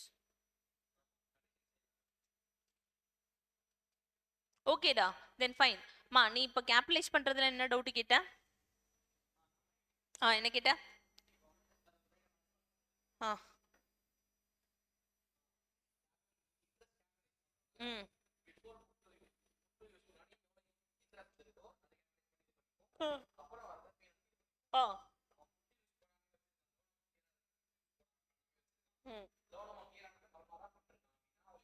ஐடி பர்பஸ்ல நீ அதை கேபிட்டலைஸ் பண்ண முடியாது. ஆனா borrowing காஸ்ட்ல அங்க நீ கேபிட்டலைஸ் பண்ணிருப்ப, அக்கவுண்டிங்ல நீ கேபிட்டலைஸ் பண்ணிருப்ப. மா புட் டு யூஸ் வரைக்கும் இருக்கிற இன்ட்ரெஸ்ட் எக்ஸ்பென்ஸை நீ கேபிட்டலைஸ் பண்ணிக்கலாம். இது எப்போ இன்கம் டேக்ஸ் பர்பஸ். நான் 2 விஷயம் சொன்னேன்னா, அங்க borrowing காஸ்ட்ல என்ன பண்ணுவ, once the asset is ready to use நீ கேபிட்டலைஸ் பண்றதை நிறுத்திடுவ. அதுக்கப்புறம் வர இன்ட்ரெஸ்ட்டை P&L எக்ஸ்பென்ஸா தான் போடுவ, டூ இன்ட்ரெஸ்ட்னு சொல்லிட்டு. கரெக்டா? அப்போ அந்த இடத்துல நீ எவ்வளவு அமௌண்ட் கேபிட்டலைஸ் பண்ணிருக்கியோ அதுல நார்மலா நீ புக்ஸ் ஆஃப் அக்கவுண்ட்ஸ்ல டெப்ரிசியேஷன் போட்டுருவடா, 2 P&L போட்டுருவ. ஆனா இன்கம் டாக்ஸ் பர்பஸ்ல அந்த டெஃபர்டு டெப்ரிசியேஷன் வரும்.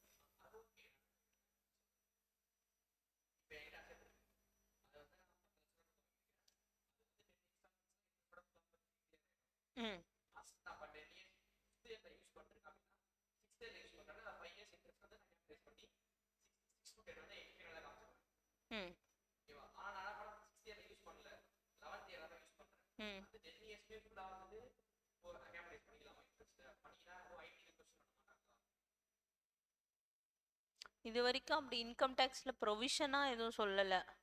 லைக் இப்போ நம்ம அதில் பார்க்குறோம்ல, within 5 years the construction should be கம்ப்ளீட்ன்ற மாதிரிலாம் நம்ம சொல்கிறோம்ல, அது மாதிரி இங்கே அசட்டுக்கு ப்ரொவிஷன் உள்ளே போய் பார்த்தா தெரியும்.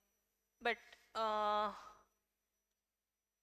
அது மாதிரி பண்ணினா it makes a loss to you only. Once put to யூஸ்னா தான் நீ என்ன பண்ண முடியும், டெப்ரிசியேஷன் கிளைம் பண்ண முடியும். அப்போ நீ புட் டு யூஸே பண்ணலன்னா நீ என்ன பண்ணிக்கலாம், கேபிட்டலைஸ் பண்ணிட்டே இருக்கலாம். டேய் இது ஃபார் இன்கம் டாக்ஸ் பர்பஸ். ஆனா நார்மலா நீ புக்ஸ் ஆஃப் அக்கவுண்ட்ஸ்ல நீ என்ன பண்ணுவ, கிளைம் பண்ணிப்ப.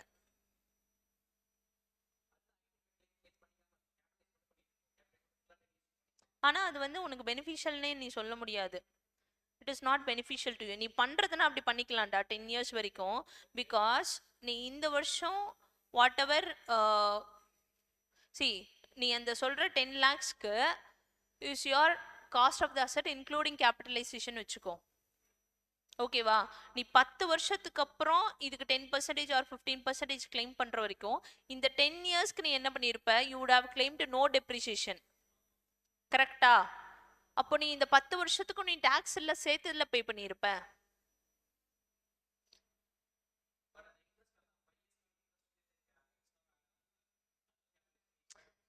இதுதான் present value of money concept. நீ 10 வருஷத்துக்கு அப்புறம் கிளைம் பண்ற expense is like 0 to you if you claim that today. இன்னைக்கு நீ கிளைம் பண்ற எக்ஸ்பென்ஸ் தான் உனக்கு பெனிஃபிஷியல் கண்ணா. Even though you can see 10 லட்ச ரூபாய்க்கானது நீ 10 லட்ச ரூபாய் இன்ட்ரெஸ்ட் பே பண்ணி 20 lakhs தான் உன் காஸ்டா வருதுன்னு வச்சுக்கோ. ஆஃப்டர் கேபிட்டலைசேஷன் ஆல்சோ இந்த 20 lakhs நீ என்ன பண்ற? 10 இயர்ஸ்க்கு அப்புறம் தான் டெப்ரிசியேஷன் கிளைம் பண்ற.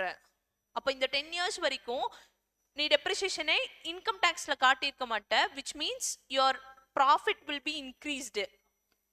10 வருஷமா டாக்ஸ் நீ நிறைய பே பண்ணிருப்ப, which is stupidity only. because இன்னைக்கு நீ பே பண்ற 10 ரூபாய் will become 0 in the 10th year. இன்னைக்கு உன் கையில 1 ரூபாய் இருக்குன்னா அதுக்கு வேல்யூ இருக்கு. அதே 1 ரூபாய் 10 வருஷத்துக்கு அப்புறம் இருக்குன்னா அதோட வேல்யூ 0 தான். டைம் வேல்யூ ஆஃப் மணி ஃபவுண்டேஷன்ல படிச்சீங்களா? Mathematics of finance. Today 1 rupee is much valuer because நீ இப்படியே நினைச்சு பாரு. because tax rate are changing. இன்னைக்கு போன வருஷம் 5 லட்ச ரூபாய் வரைக்கும் உனக்கு இன்கம் இருக்குன்னா nil tax rate. போன வருஷம் 7 லட்ச ரூபாய் வரைக்கும் இருக்குன்னா nil tax rate under default நியூல. இப்போ இந்த வருஷம் 12 லட்ச ரூபாய் வரைக்கும் இருக்குன்னா nil. கரெக்டா? அப்ப நீ 10 வருஷத்துக்கு அப்புறம் என்ன இருக்கும்? உன் இன்கமும் என்ன இருக்கும்? டாக்ஸ்குள்ளாரே வராது. அப்ப நீ ஆனா இந்த 10 வருஷமா நீ என்ன பண்ணிருப்ப? இதுக்கு டெப்ரிசியேஷன் கிளைம் பண்ணிருப்பனா இதுக்குள்ள நீ டாக்ஸை பே பண்ணிருக்க மாட்ட. Today whatever money you have is much valuer then tomorrow's money. இன்னைக்கு இருக்க 1 ரூபாய் இஸ் ஆல்வேஸ் கிரேட்டர் தென் 10 வருஷத்துக்கு அப்புறம் இருக்க 10,000 ரூபாய்.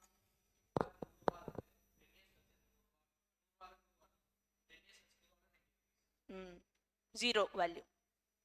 இன்னைக்கு இருக்க 100 ரூபாய் is always greater then your tomorrow's 100 rupees. புரியுதா? ஓகேவா? என்ன சொல்லிட்டு இருக்கோம்? so interest until it is put to use வரைக்கும் இருக்க இன்ட்ரெஸ்ட் நீ என்ன பண்ணிக்கலாம்? கேபிட்டலைஸ் பண்ணிக்கலாம். ஆஃப்டர்னா ரெவென்யூ எக்ஸ்பென்சஸா P&L கிளைம் பண்ணிக்கலாம். ஓகே. அண்ட் டாக்ஸஸ் ஆல்சோ என்ன பண்ணிக்கலாம்? ஐடிசி எலிஜிபிளா இருக்கு நீ கிளைம் பண்றனா அதை காஸ்ட் ஆஃப் அசெட் கூட ஆட் பண்ணக்கூடாது. இன்எலிஜிபிள் ஆர் நாட் அப்ளிகபிள்னா நீ என்ன பண்ணலாம்? காஸ்ட் ஆஃப் அசெட் கூட ஆட் பண்ணிக்கலாம். ஓகே. கவர்மெண்ட் கிராண்ட்ஸ் ஆர் சப்சிடியை என்ன பண்ணணும்? நீ காஸ்ட் ஆஃப் அசெட் கூட மைனஸ் பண்ணிக்கணும். 10 lakhs is your cost, 3 lakhs subsidy. Now what is the cost of the asset? Only 7 lakhs will cost of the asset. Asset purchased outside India. யாரால? Non-resident and brought into India for என்ன பர்பஸ்க்கு? Business or profession கோசரம். நீங்க இப்போ America போறீங்கடா, ஒரு asset நீங்க American ரெசிடென்ட்டா நான் ரெசிடென்ட்டா இருக்கீங்க. ஓகேவா? அங்க ஒரு அசெட்டை வாங்கி இப்போ இந்தியாவுக்கு அதை எடுத்துட்டு வந்திருக்கீங்க. அதை எதுக்கோசரம் யூஸ் பண்ண போறீங்க? பிசினஸ் ஆர் ப்ரொஃபஷனுக்கு யூஸ் பண்ண போறீங்கன்னா அப்போ what is the cost of the asset of that particular value அப்படின்னா ஆக்சுவல் காஸ்ட். நீ ஒரிஜினலா ஃபாரின்ல எவ்வளவு வாங்கின அது minus depreciation at present rate in India from the date of purchase as if was used in India. நீ அங்க இருக்கும்போது ஒரு அசெட் வாங்கின, கொஞ்ச நாள் வச்சுட்டு இருந்த, இப்போ நீ என்ன பண்ற? இந்தியாவுக்குள்ள வரும்போது என்ன பண்ற? அந்த அசெட்டை தூக்கிட்டு வந்து இங்க பிசினஸ்க்கோ ப்ரொஃபஷனுக்கோ யூஸ் பண்றனா இங்க நீ வாங்கின டேட்ல இருந்து இங்க கொண்டு வந்த வரைக்கும் நீ இந்தியால வாங்கி யூஸ் பண்ணியிருந்தா என்ன டெப்ரிசியேஷன் சார்ஜ் பண்ணியிருப்பியோ அதை நீ சார்ஜ் பண்ணிக்கோ. ரிமைனிங் வர வேல்யூ தான் என்னது? உன்னோட actual cost of the asset. இதுக்கு மேலதான் நீ இனிமேல் ஆக்சுவலா டெப்ரிசியேஷன் கிளைம் பண்ண முடியும். இது நோஷனல் டெப்ரிசியேஷன். புரிஞ்சதா? கிளியரா? This is your actual depreciation. Clear? And you have purchased a asset ரா, சரியா? இந்த அசெட்டுக்கு மேல நீ என்ன பண்ற? What is 35 AD? பில்லாவா? இல்ல, நோ. என்ன பிசினஸ்? ஆ 35 AD specified businesses. என்ன சொன்னா? ஸ்பெஷல் சினாரியோஸ் சொல்லலாம். எத்தனை ஸ்பெசிஃபைட் பிசினஸஸ் இருக்கு? 14 ஸ்பெசிஃபைட் பிசினஸஸ் இருக்கு. அந்த பிசினஸ்ல நீ யூஸ் பண்ணிருக்கடா, நீ என்ன பண்ணிருப்ப? 100% கிளைம் பண்ணிருப்ப. Same as scientific research. ஓகேவா? அப்போ see you have used that na 8 years வந்து லாக் இன் பீரியட். நீ 100% டிடக்ஷன் கிளைம் பண்றல்ல, நம்ம எக்ஸம்ஷன்ஸ் பார்த்தோம்ல, லாக் இன் பீரியட் 3 இயர்ஸ் வரைக்கும் வச்சிருக்கணும்னு சொல்றான்ல. 3 இயர்ஸ்க்குள்ள நீ அதை ட்ரான்ஸ்ஃபர் பண்ணிட்டா என்ன ஆயிரும்? எக்ஸம்ஷன் ரிவர்ஸ் ஆயிரும். நீ ஒரு அசெட்டை வாங்குற, ஸ்பெசிஃபைட் பிசினஸ் கோசரம் தான் வாங்குற அப்படின்னா, அந்த 14 லிஸ்டட் பிசினஸ் கோசரம் வாங்குறனா நீ என்ன பண்ணிக்கோ? 100% டிடக்ஷன் கிளைம் பண்ணிக்கோ. டிடக்ஷன் கிளைம் பண்ண அசெட்டை நீ என்ன பண்ணக்கூடாது? 8 இயர்ஸ்க்கு நீ ட்ரான்ஸ்ஃபர் பண்ணக்கூடாது, லாக் இன் பீரியட். அப்படி 8 இயர்ஸ்க்கு அப்புறம் நம்ம என்ன பண்றோம்? கேபிட்டல் அசெட்டா கன்வெர்ட் பண்ணிக்கிறோம்.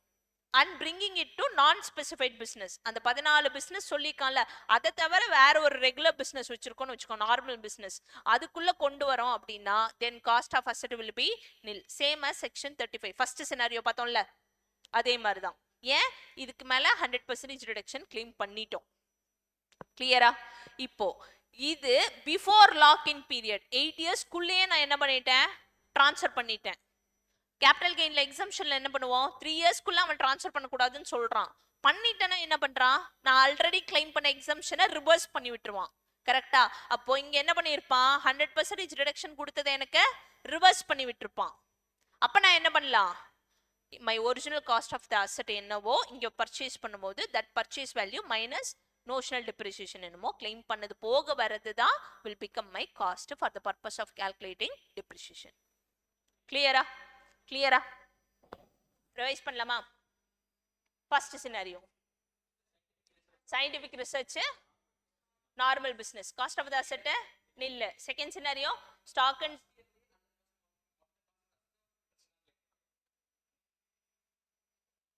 டிடக்ஷனா நீ கிளைம் பண்ணிருப்ப P&L.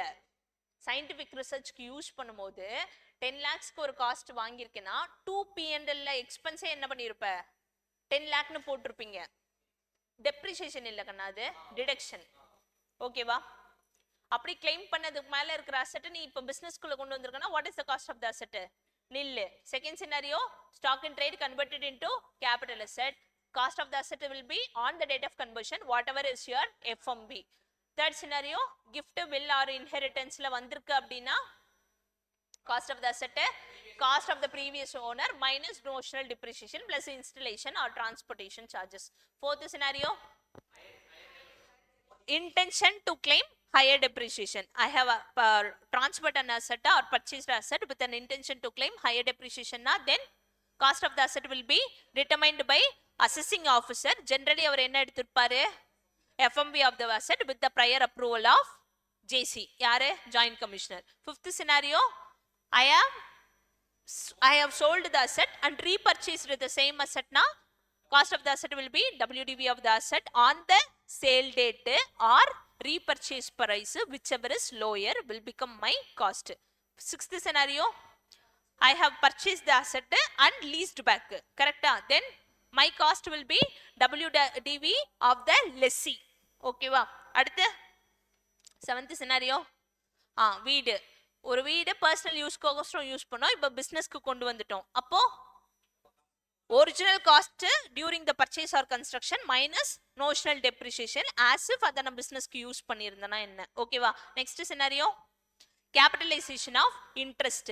Until asset is put to use, you can capitalize the interest. Once the asset is put to use, revenue expenses அந்த interest treat பண்ணிக்கணும். அடுத்து taxes. கரெக்டா? taxes, excise duty na if ITC is eligible or claimed na காஸ்ட்டை add பண்ணிக்க கூடாது, டாக்ஸஸை cost கூட add பண்ணக்கூடாது. If it is not eligible or not கிளைம்டுனா நீ என்ன பண்ணிக்கலாம், ஆட் பண்ணிக்கலாம். தென் கவர்மெண்ட் சப்சிடின்றத மைனஸ் பண்ணிக்கணும். அடுத்து outside India by a non resident and brought to India for business or profession. கரெக்டா? அப்ப என்ன பண்ணணும், ஒரிஜினல் காஸ்ட் minus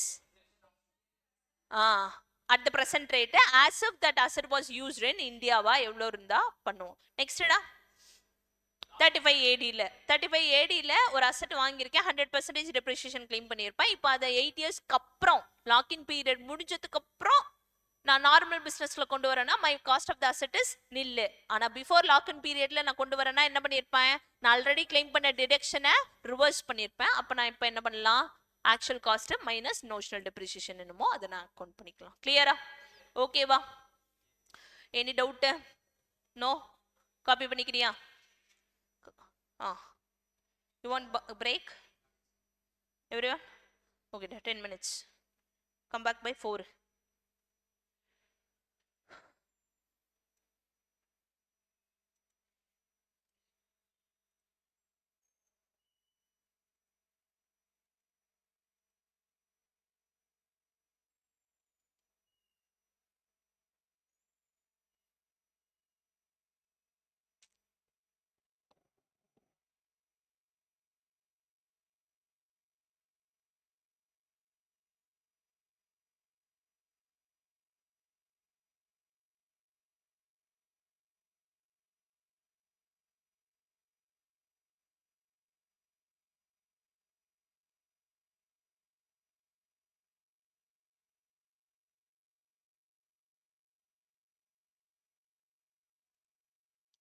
Hi da.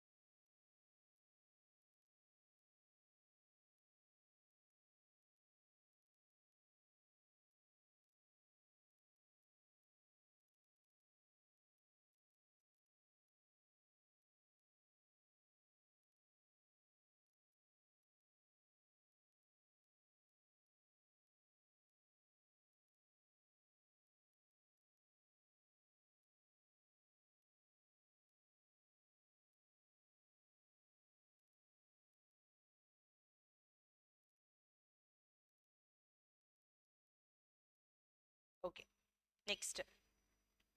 Depreciation in case of composite income. Composite income என்னெல்லாம் பார்த்தோம்? 3. அக்ரிகல்ச்சர் இன்கம்ல பார்த்தோமே.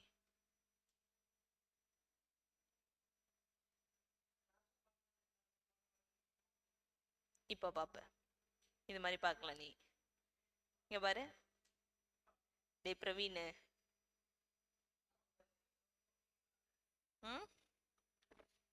பார்த்தோம் எழுதணும். நீ படிக்கலன்னு சொல்லு, பார்க்கவே இல்லை அப்படின்னா separate your head. Listen listen. explanation to this section number 43 6ல என்ன சொல்றாங்கன்னா, depreciation in case of composite income. Kanna listen, my income is from growing and manufacturing of tea அப்படின்னா whatever is my income, 10 lakhs my income from this growing and manufacturing of tea அப்படின்னா அந்த 10 lakhsல only 40% will be considered as my PGBP income. Remaining 60% will be considered as my agriculture income. In India, agriculture income is an exempt income under section 10 na. Amava, yes or no vada? See, in the proportion பார்க்கும்போது when compared to this, no, highest proportion agriக்கு தான் கொடுத்திருப்பான். Because in India we are promoting a agriculture income அப்படின்னு சொல்லிப்பாங்க. அதெல்லாம் ஒண்ணும் இல்ல. கிளியரா?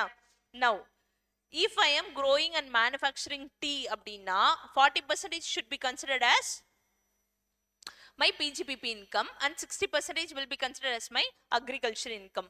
Coffee, growing and manufacturing of coffee, that coffee is grown plus cured mattum அப்படின்னா then 25% is my business income, 75% is my agriculture income. Grown, cured, grounded as well as roasted அப்படின்னா நீ நிறைய business வேலை பண்றியா, அப்ப 40% businessக்கு எடுத்துக்கோ, remaining 60% PGB agriculture income எடுத்துக்கோ. சரியா? இப்போ ரப்பருக்கு 35% is my PGBP income, 65% is my agriculture income. கரெக்டா மா? இந்த வேலைலாம் நான் பண்றதுக்கு I will be having some machinery or assets to run this business. கரெக்டா? அந்த asset மேல I can claim a depreciation. இப்போ I have a asset worth rupees 10 lakhs டா. ஓகேவா? இதுக்கு 10% depreciation எவ்வளோ? 1 lakh is my depreciation. இப்போ என் question என்னன்னா, see, I am splitting my income. அப்ப என் எக்ஸ்பென்ஸையும் especially with depreciation, இந்த 1 lakh வர depreciation amount நான் 40% 60% பிரிச்சுக்கணுமா? அதாவது நான் இந்த 1 lakh depreciationையும் 2 P&L இந்த 40% காட்டிக்கலாமான்னு கேக்குறேன். இல்ல இந்த 40% தான் இன்கமா நான் PGBP இன்கமா ரெக்கார்ட் பண்றேன், இந்த 40% தான் டாக்ஸபிள் வேல்யூஸ்க்குள்ள கொண்டு வரேன். அப்போ இந்த 40%க்கான எக்ஸ்பென்ஸ், இந்த 1 lakh டோட்டல் depreciation இருக்கா, இதுல 40% என்ன, 40,000 மட்டும் நான் ரெக்கார்ட் பண்ணிக்கலாமான்னு கேக்குறேன். என் கேள்வி புரியுதா? என் கேள்வி புரியுதா?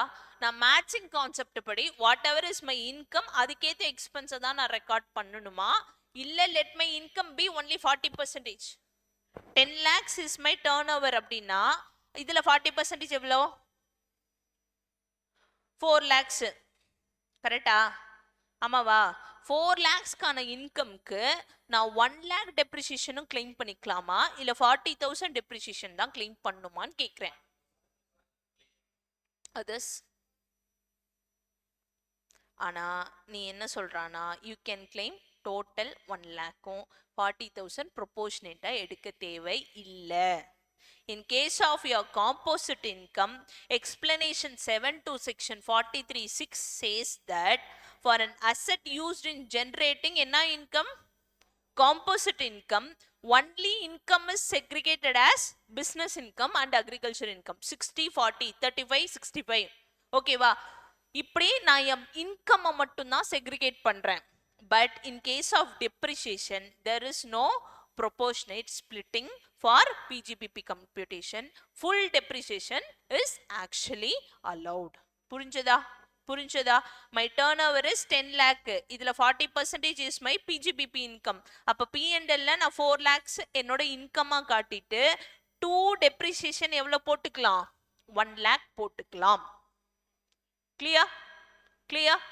In case of composite income, only income is segregated and not depreciation. okay va? okay va? next unobserved depreciation concept. அது பார்க்கிறதுக்கு முன்னாடி இதை சீக்கிரம் எழுதிக்கோ.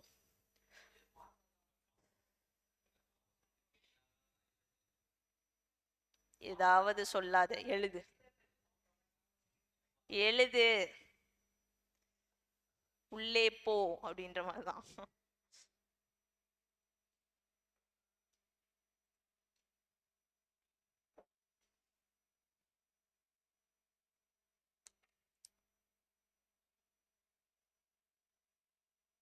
பாலாஜி ரெக்ரெட் பண்றியாடா?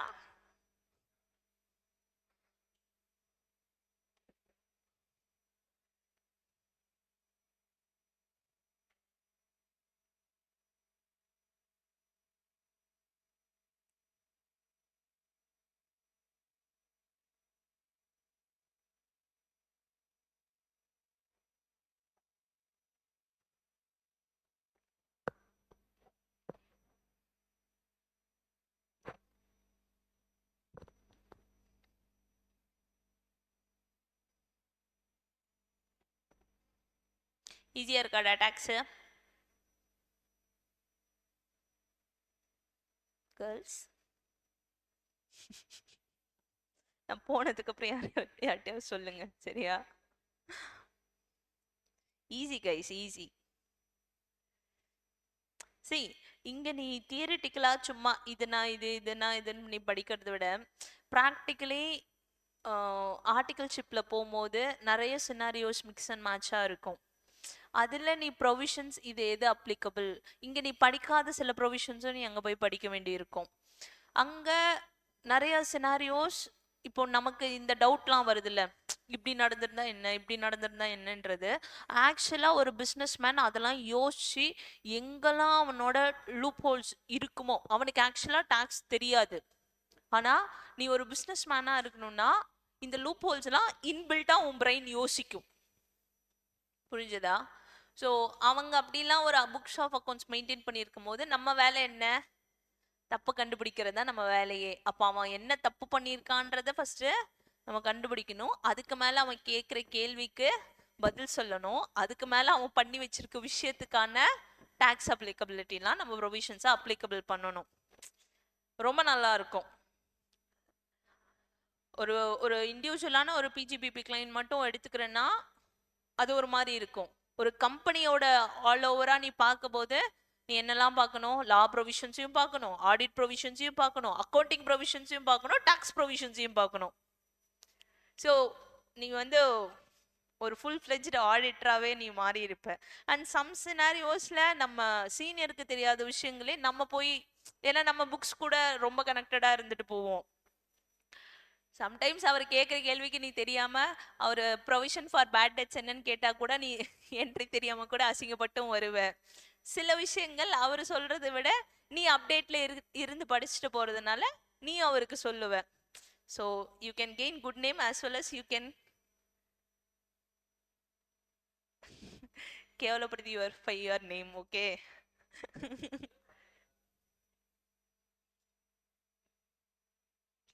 பட் என்னன்னா ஆர்டிகல்ஷிப்பை பொறுத்த வரைக்கும் அசிங்கப்பட்டாலும் ரூம்ல இருந்து வெளியே வரும்போது இப்படி தொடச்சுட்டு வெளியே வந்தாதான் அடுத்த நாள் நீ ஆஃபீஸ்க்கு ஜாலியா போக முடியும். என்னடா அசிங்கப்படுத்திட்டாங்க, அது 4 பேர் முன்னாடி வச்சு நாக்கப்புடுங்கிற மாதிரி கேட்டுட்டாங்களே நினைச்சினா பீஸ்ஃபுல்லா 2 வருஷம்லாம் ஓடாது. அவ்வளவுதானே. நான் இன்னைக்கு திட்டு வாங்கினேன், நேத்து நீ திட்டு வாங்கியிருப்ப, நான் திட்டு வாங்கினதை நீ பார்த்த, நீ திட்டு வாங்கினதை நான் பார்க்கல. மற்றபடி நம்ம 2 பேரும் ஒண்ணுதான் அப்படின்னு நினைச்சிட்டு போயிடணும்.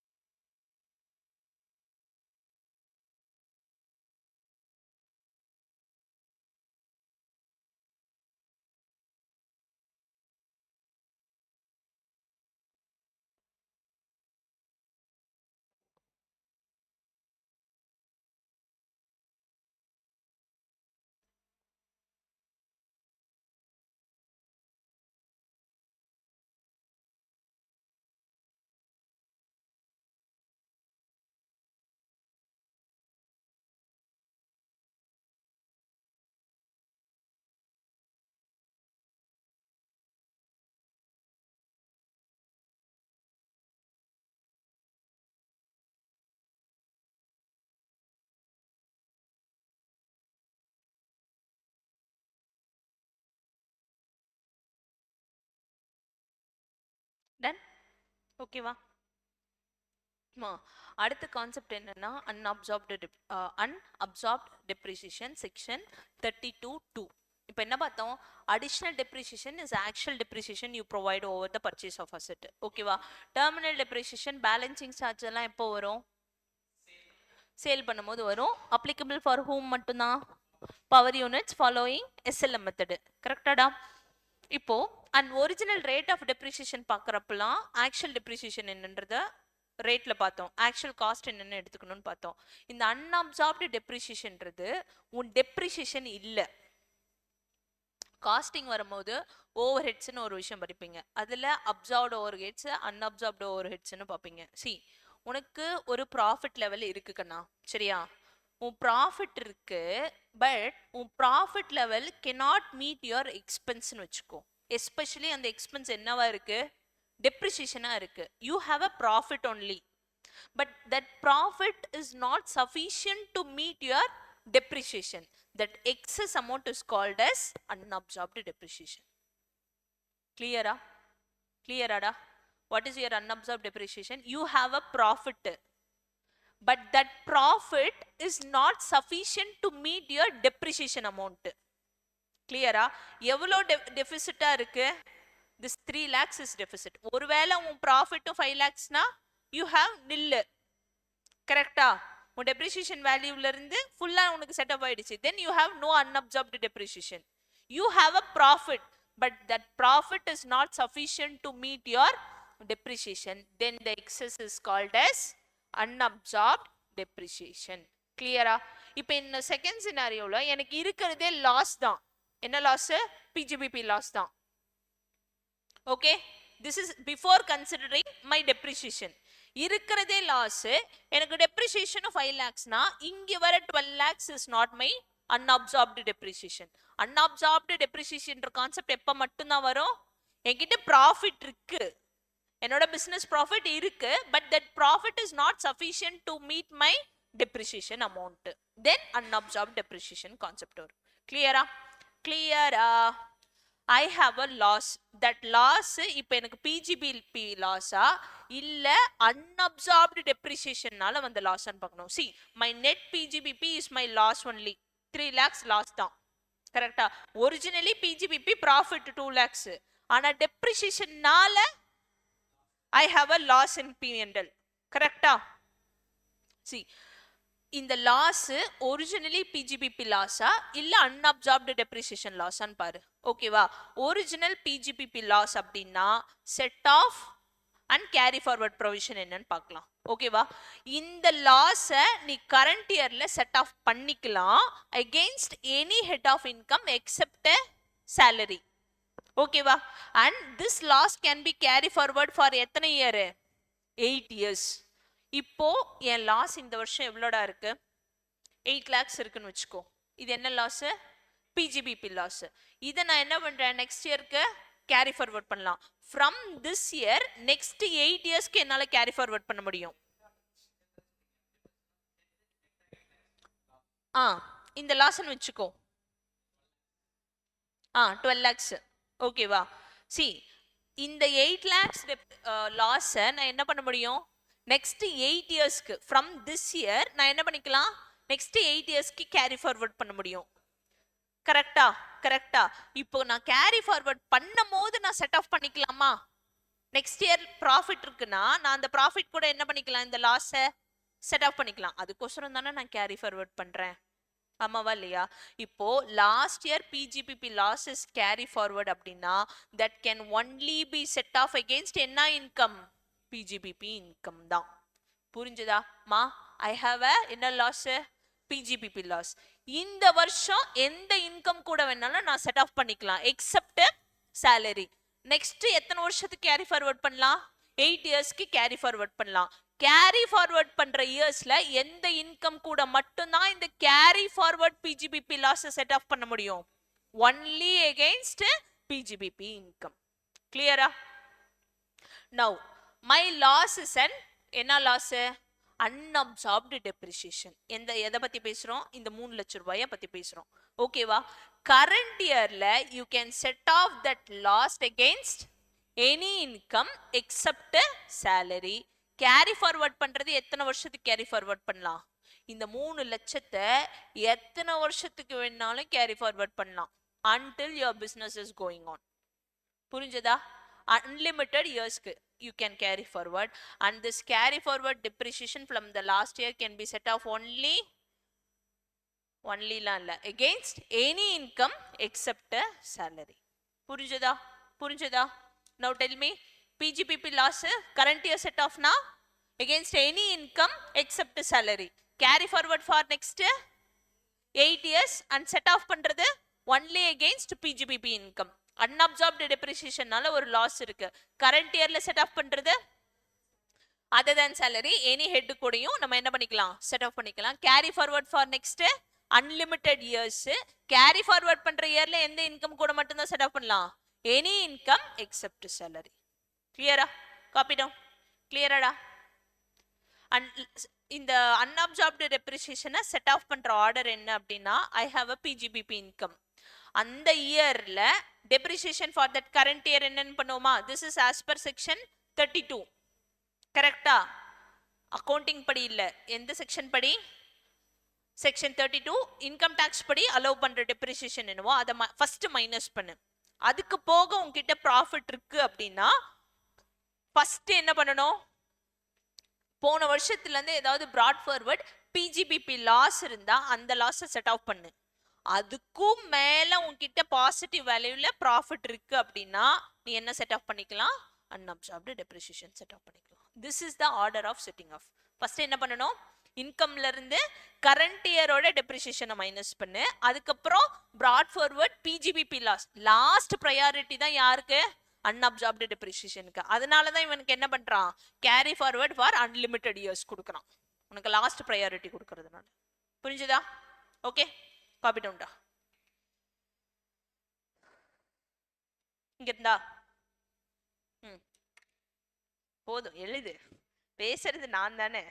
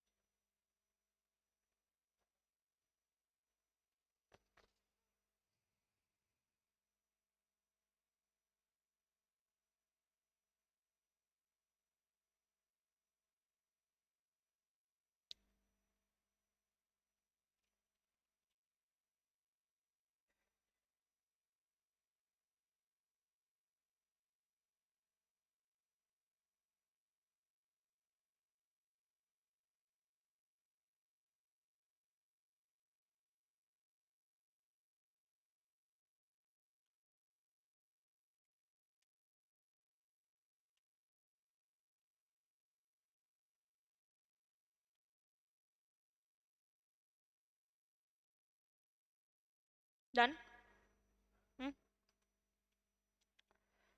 ஓகேவா over what is unabsorbed depreciation ra unabsorbed depreciation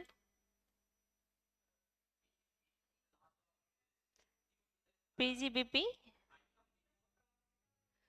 before depreciation profit இருக்கு but due to depreciation loss is incurred whatever depreciation deficit no that is unabsorbed depreciation that can be carry forward for unlimited years ஓகேவா next என்ன section பார்க்க போறோம்னா section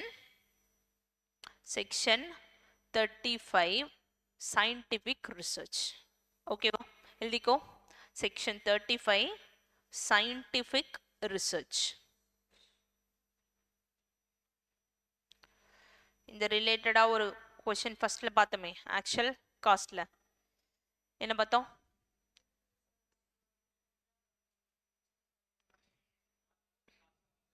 இல்ல கிளியரா good okay no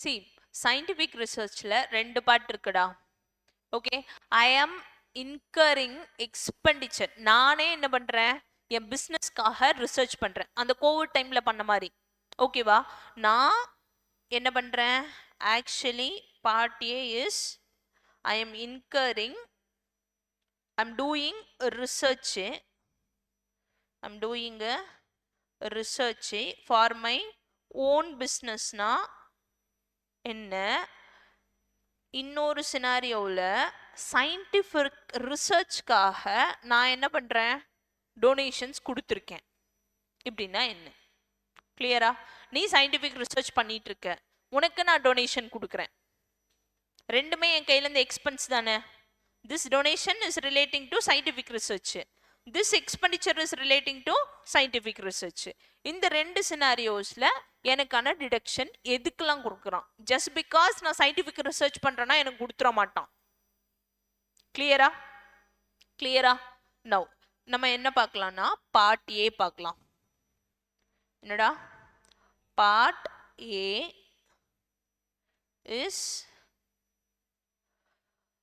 in-house research என்ன in-house research நீயே தான் என்ன பண்ற உன்னோட ஓன் பிசினஸ்க்கு ரிசர்ச் பண்ற okay assessee is doing research for எதுக்கு own பிசினஸ்க்கு clear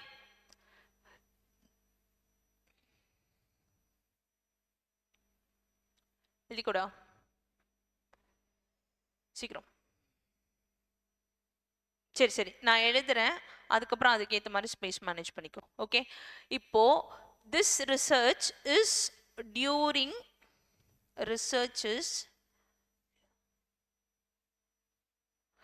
research during the course of business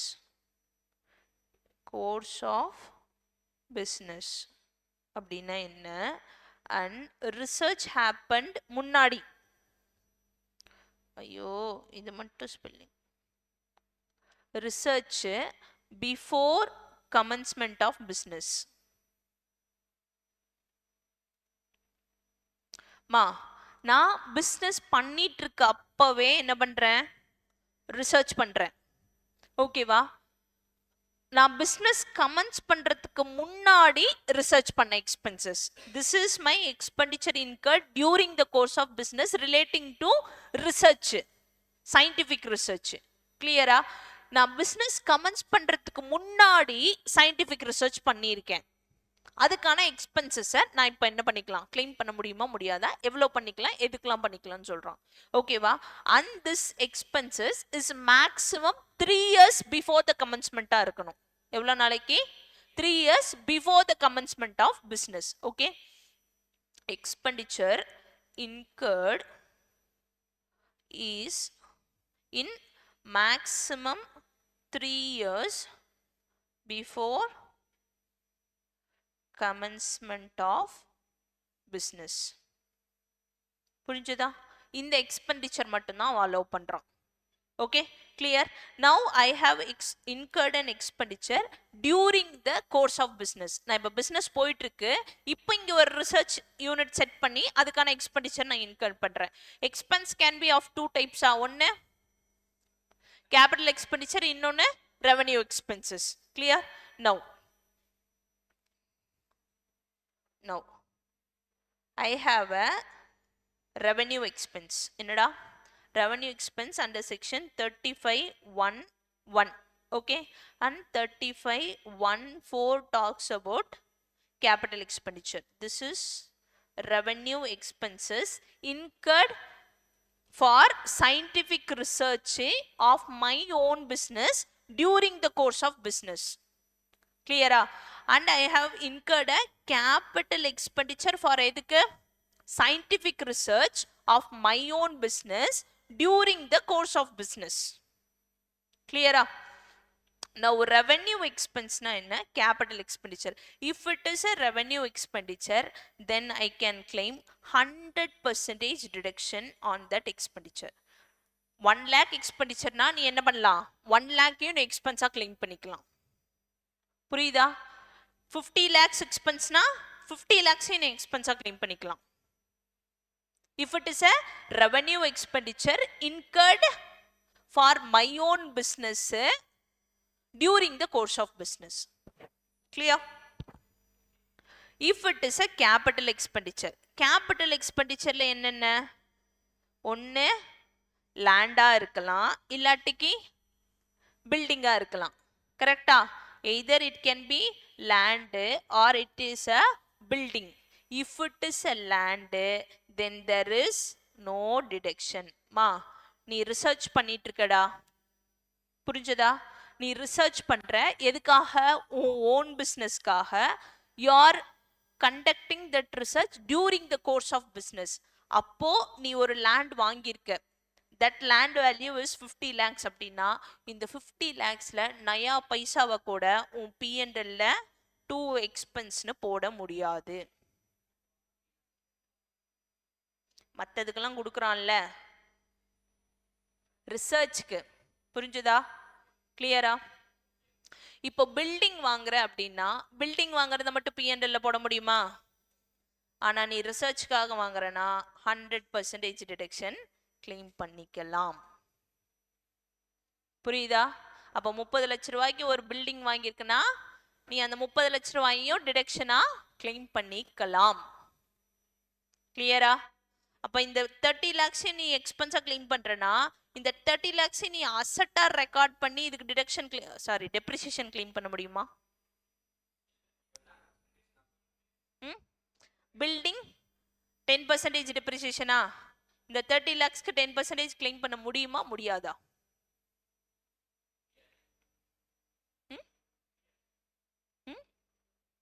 முடியாது. உனக்கு இங்கேயும் கொடுத்து அங்கேயும் கொடுக்க மாட்டான். புரியுதா? புரியுதா? Copy down, make it fast. இதே மாதிரி இங்க 2 ட்ரீ விட்டுக்கோ. This is also 2. Capital 1, revenue 1. ஓகேவா? செக்ஷன் என்ன சாமி? பிளான்ட் அண்ட் மிஷின்ல 100%. பில்டிங்கே கொடுக்கும்போது அதுக்கு ஏன்ட தர மாட்டான்? சேம் 35(1)(4 இதே தான், அதே செக்ஷன்ஸ். ஓகேவா?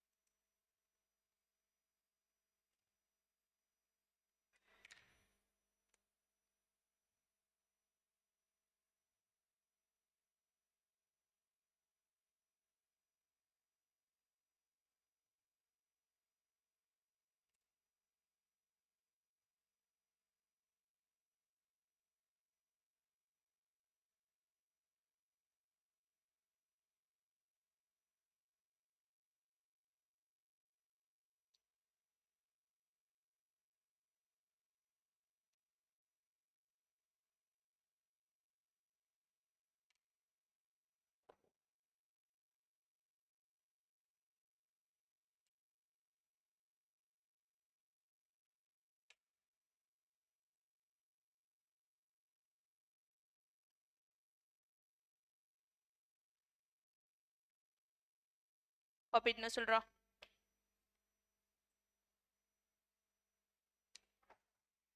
போடு.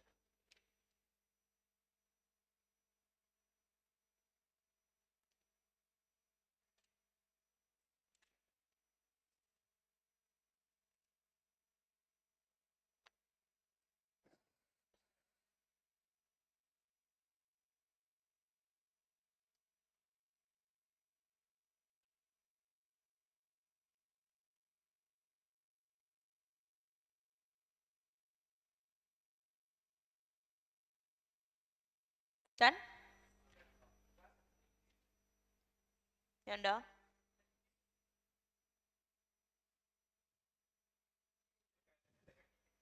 $5:30.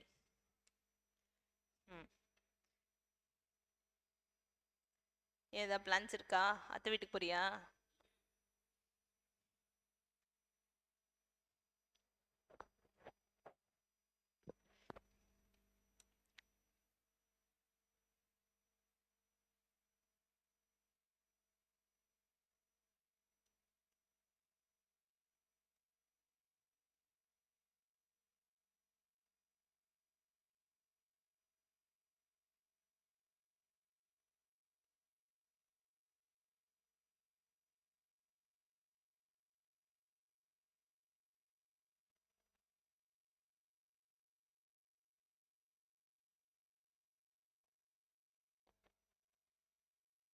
என்னடா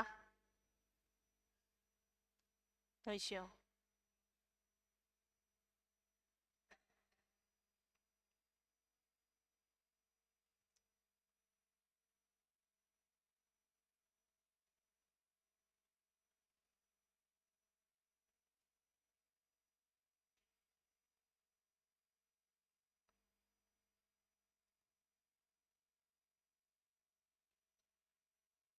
டன். இது காப்பிட்டடா. Left side.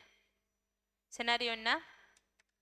For the own business research பர்பஸ்க்காக during the course of business expenditure incur பண்ணிக்காங்க. ரெவன்யூ எக்ஸ்பெண்டிச்சராக இருந்தால் 100% டிடக்ஷன். கேபிட்டல் எக்ஸ்பெண்டிச்சராக இருந்தால் லேண்டுக்கு மேலே மட்டும் no deduction.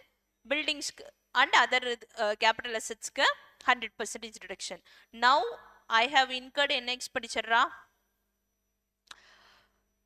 research expenditure for my own business. Ana that expenditure was incurred before 3 years from the date of commencement la irundhu 3 years ku munnadi incur panna expenses, not during the course.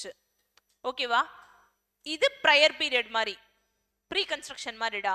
ஓகேவா? Business start பண்றதுக்கு முன்னாடி expenditure in her பண்ணியிருக்கேன். இது ரெண்டு எக்ஸ்பெண்டிச்சரா இருக்கலாமா? ஒன்னு revenue, இன்னொன்னு capital. கரெக்டா?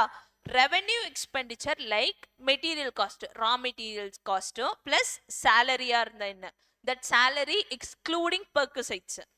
okay வா? on these expenses I can claim நான் ரிசர்ச் பண்ணிட்டு இருந்திருக்கேன். என் பிசினஸ் ஸ்டார்ட் பண்றதுக்கு முன்னாடி ரிசர்ச் பண்றேன். அந்த டைம்ல நான் மெட்டீரியல் காஸ்டும் salary எக்ஸ்பென்ஸும் இன்கர் பண்ணியிருக்கேன். ஓகேவா? கிளியரா? on that I can claim 100% reduction. இதை தவிர வேற ஏதாவது எக்ஸ்பென்ஸ்னா then there is no deduction. புரிஞ்சதா? அதே மாதிரி தான் லேண்டுக்கு there is no deduction. pre-construction prior business expense தான் இருக்கு. எதுக்கு? research related தான் இருக்கு. even if it is for building then 100% deduction can be claimed. கிளியரா? எழுதிக்கோ.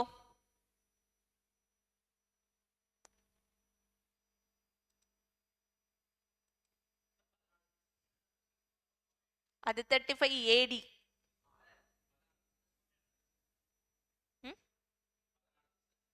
ம் 35 AD பார்க்கும்போது பார்க்கலாம்.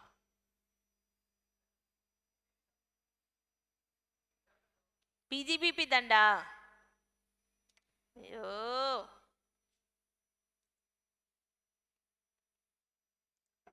இப்பதான் 35 வந்திருக்கோம். நெக்ஸ்ட் அடுத்த preliminary expenses பார்ப்போம். 35 AD எல்லாம் பார்ப்போம். 35 குள்ள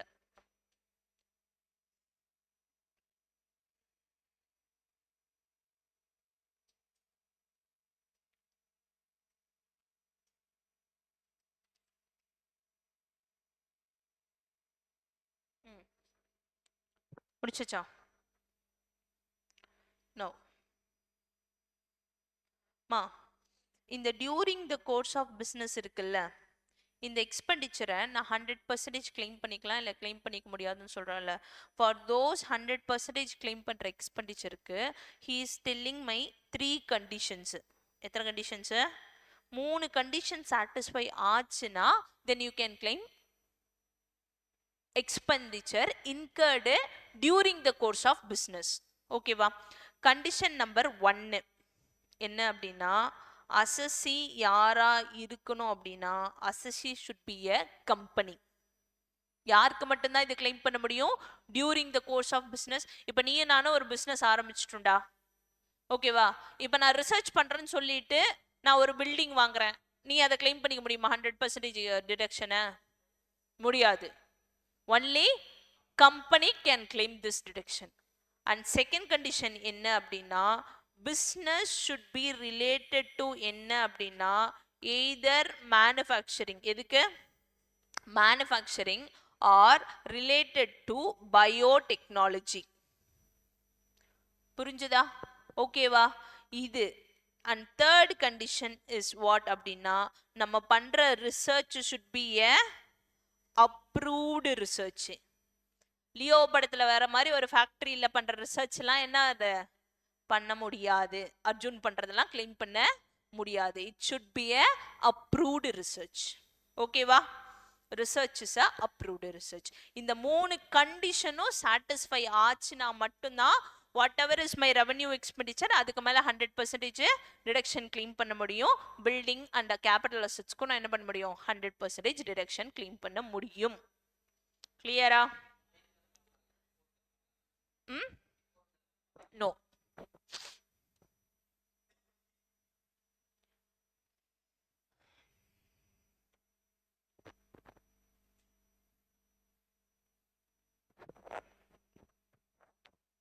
ஓகேவா? இப்படி இருக்கு. அப்ரூவ்டுனா on land there is no deduction and on building எவ்வளவு கொடுக்குறான்டா? 100% deduction and on other any other revenue and capital expenditure மேலையும் you can claim full 100% deduction. கிளியரா? ஓகேவா? சினாரியோ என்ன? we are doing a in-house research. என்னோட பிசினஸ்க்கு நானே research பண்றேன். the research is done during the course of business or before the commencement of business. ஓகேவா? இப்போ during the course of business நான் deduction claim பண்ணனும்னா what are the 3 conditions? assessee should be a company and business என்னவா இருக்கணும்? Balaji, business என்னவா இருக்கணும்? manufacturing or biotechnology இருக்கணும். third condition approved ரிசர்ச்சா இருக்கணும். நான் பண்ற ரிசர்ச் அப்ரூவ்டு ரிசர்ச்சா இருக்கு அப்படின்னா then whatever revenue expenditure 100% expense. கேபிட்டல்ல லேண்டை தவிர எதுவா இருந்தாலும் 100% ரிடக்ஷன் கிளைம் பண்ணிக்கலாம். ஓகே? இப்போ நான் before the commencement of business I have incurred scientific research expenses, then revenue capital. கேபிட்டல்ல லேண்டை தவிர எதுனாலும் கிளைம் பண்ணிக்கலாம் 100%. பட் திஸ் எக்ஸ்பெண்டிச்சர் எது வரைக்கும் தான் லிமிட்? 3 years வரைக்கும் இன்கர் பண்ண எக்ஸ்பென்சஸ் மட்டும்தான். And in case of revenue expenditure salary and material காஸ்ட்டுக்கு உனக்கு டிடக்ஷன் இல்லை, 100% டிடக்ஷன் இல்லை. But in case of any other expenses I am giving 100% deduction. கிளியரா? இது மட்டும் எழுதிக்கூடா. இது எழுதிட்டியா? டோட்டலாக எழுதியாச்சா? Okay. So part A is over. Part A என்ன? Research done for my own business, அதுக்கான எக்ஸ்பெண்டிச்சர் எவ்வளோ கிளைம் பண்ணலாம்னு சொல்லியாச்சு. இப்போ நான் என்ன பண்றேன்? ரிசர்ச் நான் பண்ணல, எவனோ பண்ணிட்டு இருக்கான், அவனுக்கு நான் என்ன பண்றேன்? டொனேஷன் கொடுக்குறேன். கிளியரா? Part B. பார்ட் பி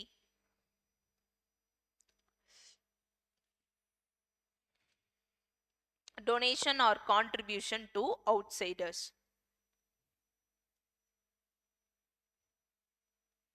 யாருக்கு? to outsiders. ஓகேவா?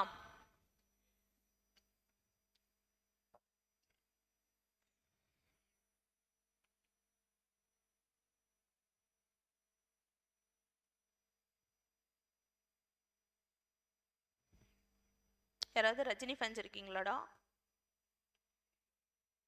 ஃபேனா இருக்கீங்களா?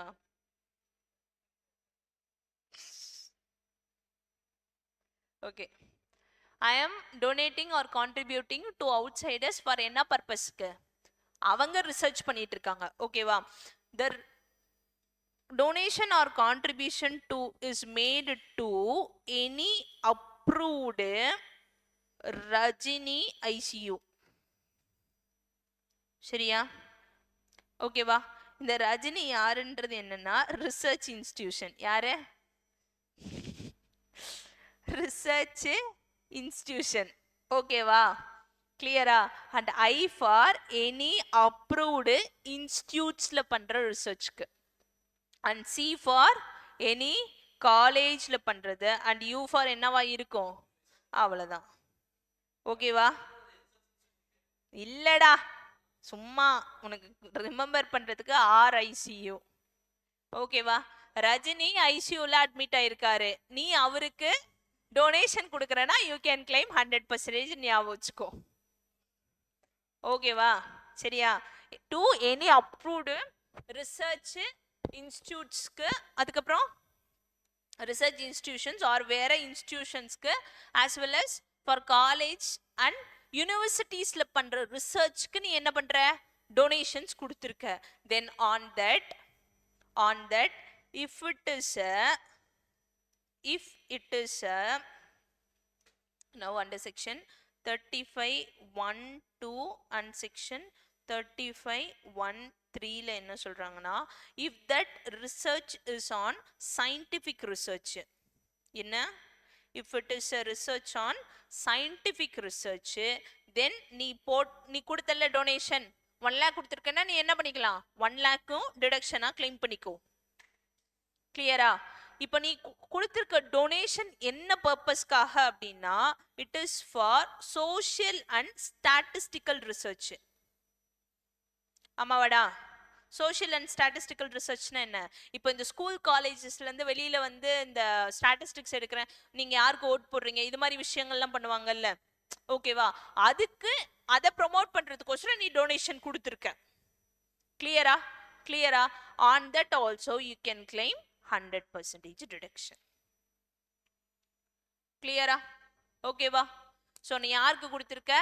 Rajini ICU, research institutions, colleges and universities அப்ரூவ்டா இருக்கு. if it is for scientific purpose na 100% deduction, if it is for social and statistical purpose na 100% deduction can be claimed.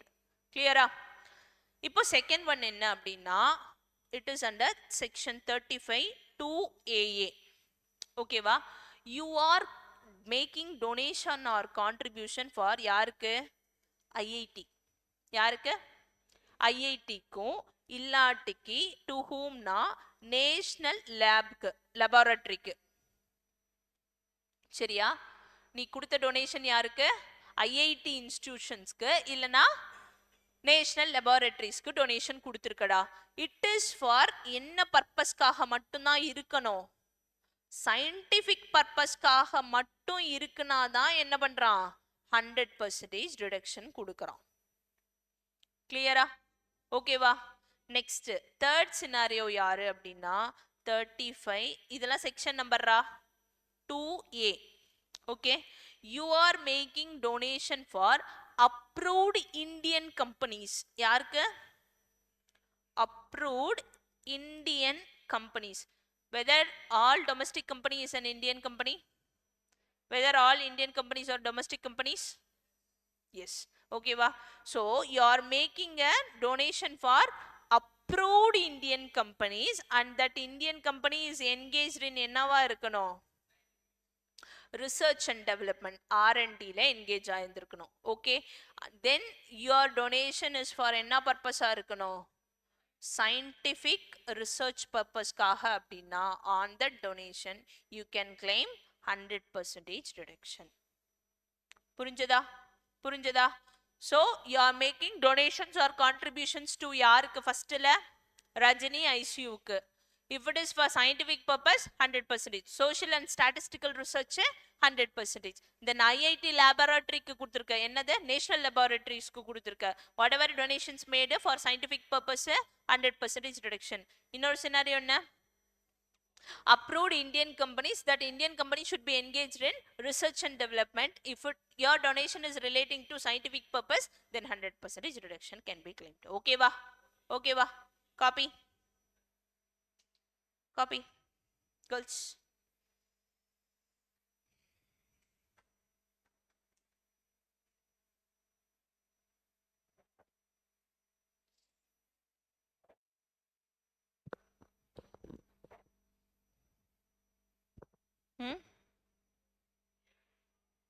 எழுதுடா.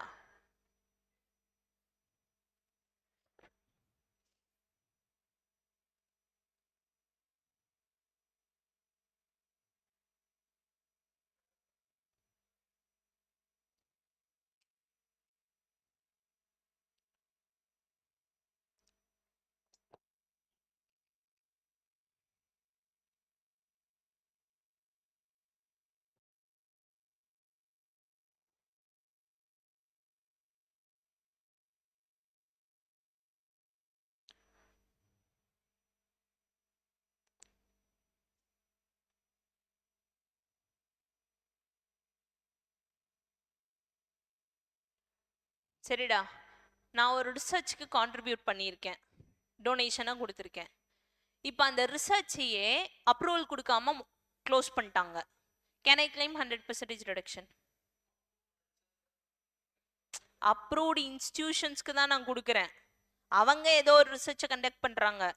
அந்த research பண்ணதை approval கொடுத்தா தான் enforce பண்ண முடியும். கரெக்டா?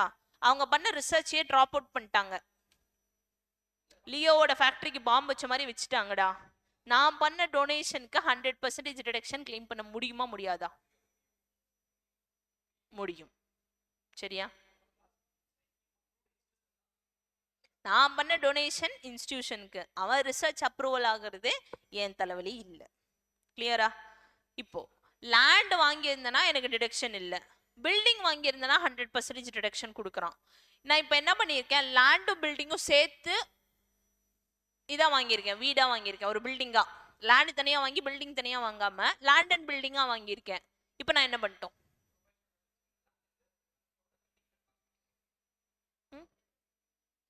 both 100%. Land value 20 lakhs, building value 30 lakhs, total 50 lakhs claim பண்ணிக்கலாமா? Only 30 lakhs can be claimed. புரிஞ்சுதா? எழுதிக்கோ காப்பிடா மேல.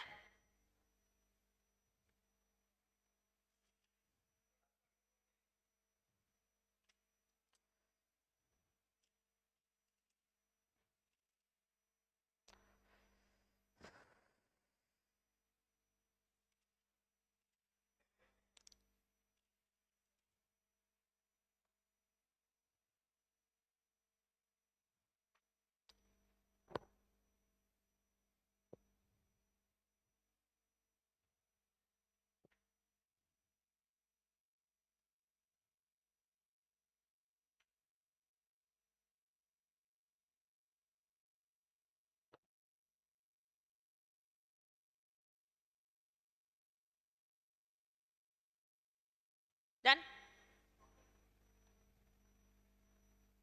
முடிந்ததா? ஆளாதி எழுதுறானா இப்போ வெயிட் பண்ணலாம்டா, தப்பே இல்லை.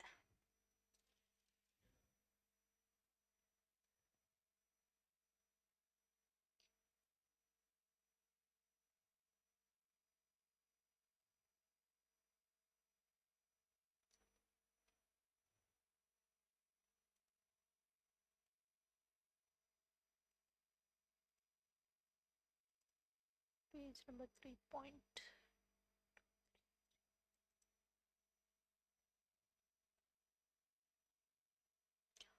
நான் ஹோம்ஒர்க் கொடுத்துருக்கேனே 11th சம்லாம்.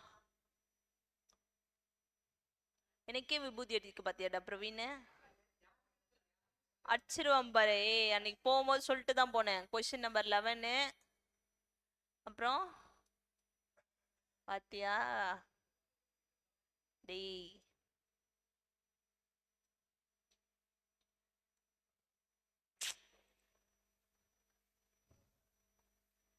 என்னடா சட்டசபையா?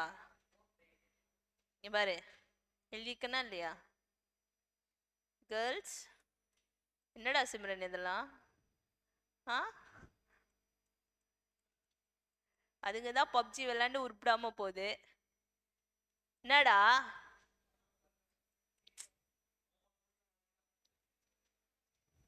விட்டா போகுதுன்னு ஓடனா அப்படிதான் இருக்கும்.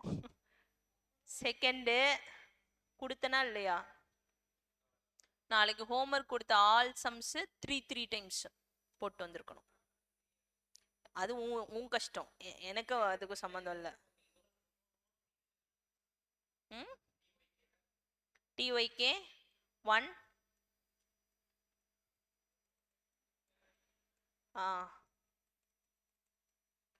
1 2 11 7 இருக்கா?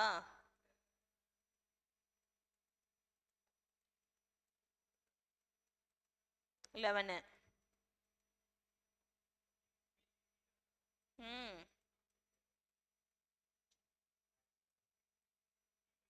இரு இரு, இன்னும் டிஒய்கேல கொடுத்தனே, இல்லஸ்ட்ரேஷன்ல கொடுத்தனே. All homeworks.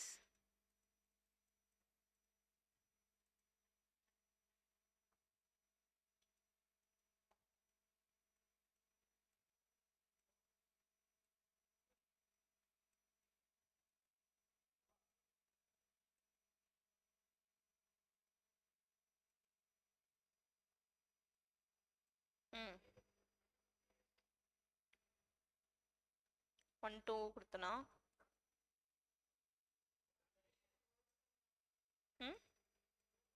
இல்லையே.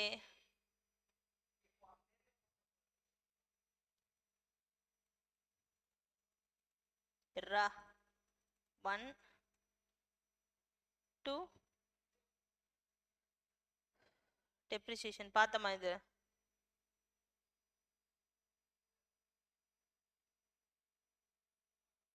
actual cost and amount of depreciation. இது சொல்லுங்க. A car is purchased by Dr. Sonam on 10/8/2022 for இவ்வளோ பிரைஸ்க்கு. என்ன அதுக்கு? பர்சனல் யூஸ்க்காக வாங்கியிருக்காரு. எவ்வளோ காசு போட்டா? 5,25,000 ரூபாய். Use in brought personal use is brought into professional use on இந்த டேட்ல. சரியா? by him when its market value is 2,50,000. அவர் வாங்கினது இந்த டேட்ல வாங்கியிருக்காரு 2022ல. கொண்டு வந்தது பிசினஸ்க்குள்ள, ப்ரொஃபஷனுக்குள்ள கொண்டு வந்தது 25 3 இயர்ஸ்க்கு அப்புறம் கொண்டு வந்திருக்காரு. கிளியரா? அந்த அன்னைக்கு எஃப்எம்பி இவ்வளோ. Compute the actual cost of car and amount of depreciation for the assessment year 26-27, assuming the rate of depreciation is 15%. Now tell me which scenario is this? பேசாதடா. Asset used for personal now brought into business or profession. What is the actual cost to be considered? Cost of previous owner. நான் தான் ஓனரே. எஃப்எம்வியா இல்ல actual cost minus டெப்ரிசியேஷனா? ஏய், நான் சொல்ற சினாரியோல என்னன்னு சொல்லு. Asset used for personal use now brought into business or profession.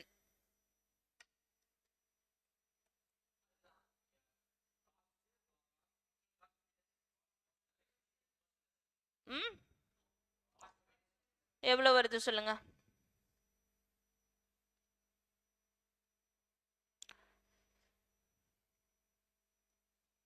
Make it fast, make it fast.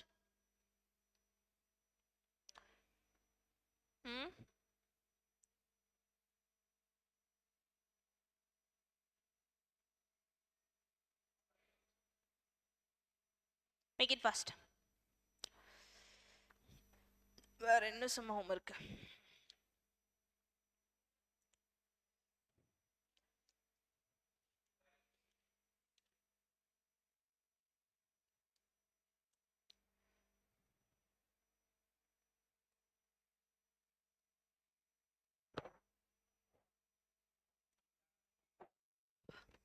எதுப்பா?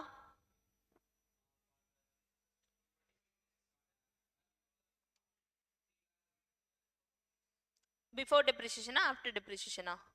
For the current year depreciation கொடுத்துட்டு என்னோட காஸ்ட் என்னன்னு கேட்குறேன். What is actual cost in business ப்ரொஃபஷனுக்குள்ளே கொண்டு வந்த வாட்டிக்கு? 3,04,16. அதர்ஸ் இந்த இயருக்கா? இதுக்கு மேலே கேர்ள்ஸ் அதெல்லாம் எதுக்கு மேம் போட்டுக்கிட்டு, டைம் ஆச்சு பெல் அடிச்சா கிளம்புறோம் அப்படின்றீங்களா?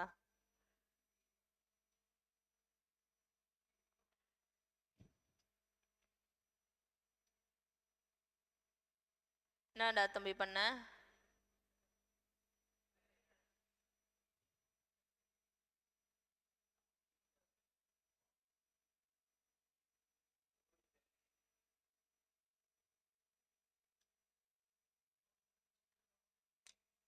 ஏன் இந்த சினாரியோ பார்த்தோமா இல்லையா?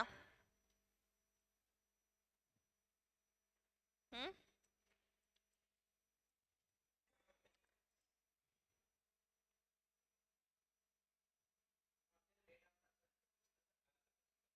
எந்த சினாரியோ?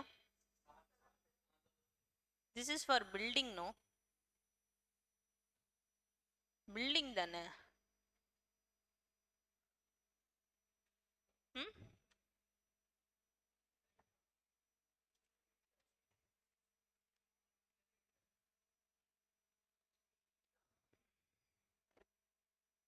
மா this is solely for building டா. எழுதிக்கோ.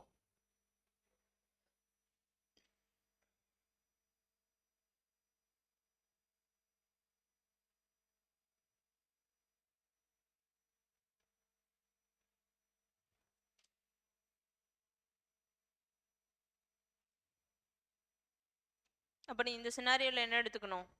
எனி அதர் அசெட்ஸாக இருந்தால் உன்னோட ஒரிஜினல் காஸ்ட்டை எடுத்துக்கணும். கிளியரா? ஒரு நிமிஷம்.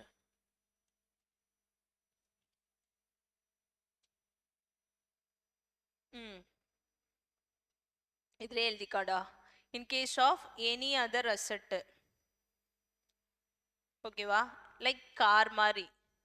இன் case of any other asset நீ பர்சனல் யூஸ்க்கு யூஸ் பண்ணிட்டு இருந்திருக்க, அதை இப்போ பிஸ்னஸ்குள்ளே கொண்டு வர அப்படின்னா தென் உன்னோட ஒரிஜினல் காஸ்ட் இங்கே என்னமோ அதை தான் நீ இங்கேயும் உன்னோட காஸ்ட்டாக எடுத்துக்கணும். கிளியரா? திஸ் இஸ் யுவர் டேக்ஸ் பிளானிங்க்கண்ணா. புரிஞ்சுதா? அப்போ நீ என்ன பண்ணிக்கலாம், நீ வாங்குறப்போ உன்னோட பிஸ்னஸ் நேமில் வாங்காமல் நீ என்ன பண்ணிக்கலாம், பர்சனல் கோசரம் வாங்கிட்டு நீ யூஸ் பண்ணிட்டு அதுக்கப்புறம் பிஸ்னஸ்குள்ளே கொண்டு வந்துட்டேனாலும் என்ன பண்ணிக்கலாம், டெப்ரிசியேஷன் கிளைம் பண்ணிக்கலாம். அப்போ நீ இத்தனை நாள் யூஸ் பண்ணிட்டு இருந்திருக்க, உன் பிஸ்னஸ்க்காக யூஸ் பண்ணாமல் வீட்டில் யூஸ் பண்ணிட்டு இருக்க. இப்போ அந்த காரை கொண்டு வந்து நீ உன் புக்ஸ் ஆஃப் அக்கௌண்ட்ஸில் கேபிட்டலைஸ் பண்ணிக்கிட்டனாலும் நீ என்ன பண்ணிக்கலாம்.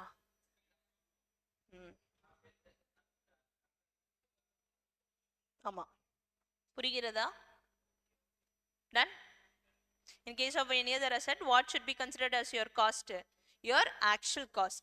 That asset is any other asset other than building used for your personal use now brought into business. Clear? Then your cost will be original cost. அப்ப இங்க என்ன எடுத்துக்கணும், ஒரிஜினல் காஸ்ட் எவ்வளோடா? 5,25,000. அதுக்கு நீ original காஸ்ட்டை இது இந்த வருஷம் அதை புக் பண்ணிக்கலாம். நீ அதை 10 வருஷத்துக்கு நீ யூஸ் பண்ணியிருந்தாலும் சரி. இந்த சினாரியோவில் எவ்வளோ யூஸ் பண்ணியிருக்கான்?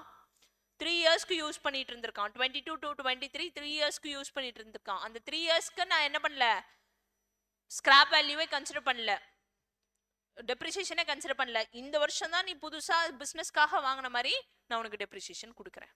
கிளியர்? டன். Question நம்ம illustration 1 2 over. Next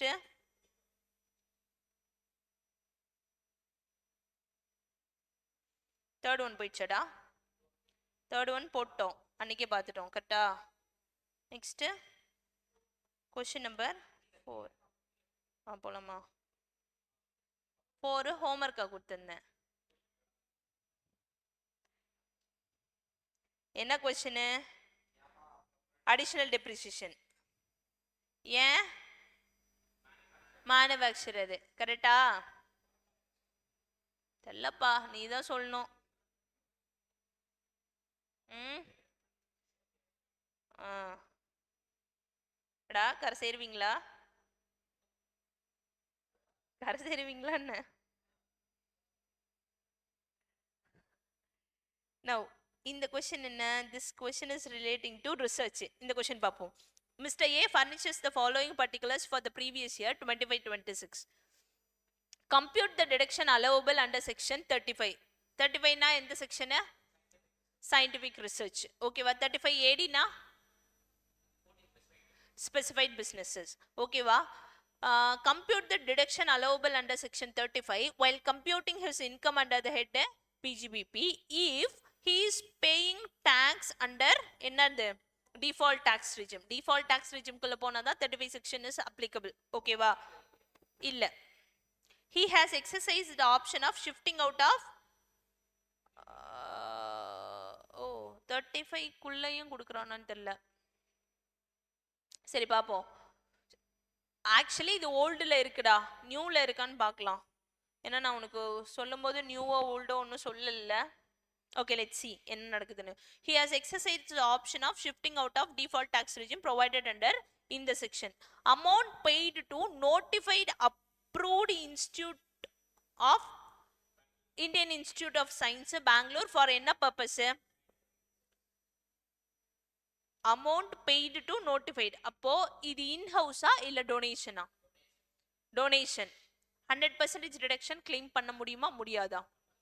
ஏன் எது கீழ வரும்? ரஜினியா, ஐஐடியா இல்ல வந்து கம்பெனியா? இந்தியன் இன்ஸ்டிடியூட் ஆஃப் டெக்னாலஜி தானே இது, Indian institute of சயின்ஸே.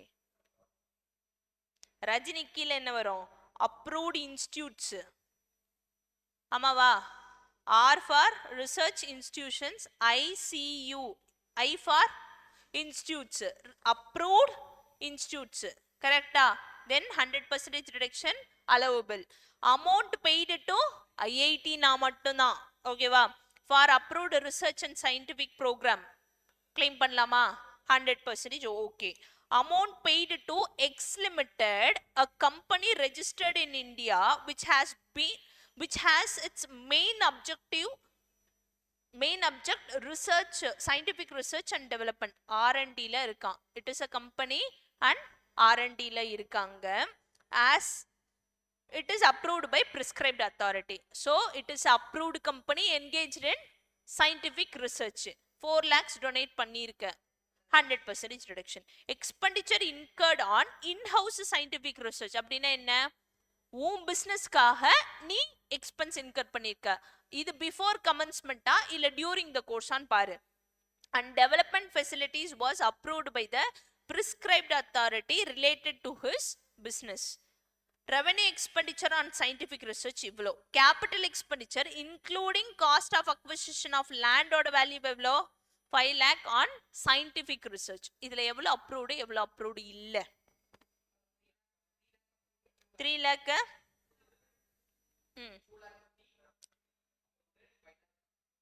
5 lakh not approved. So out of this 5 lakh is not approved because it is a expenditure on land. Then 2.5 lakhs any other capital expenditure approved. ஆனா இதுக்கான 3 condition என்ன? Assessee must be a company, should be engaged in the manufacturing or biotechnology, and research should be approved. This research is approved ன்னு சொல்லிட்டான். Development facility which is approved to his business. ஆனா இவரு கம்பெனியா?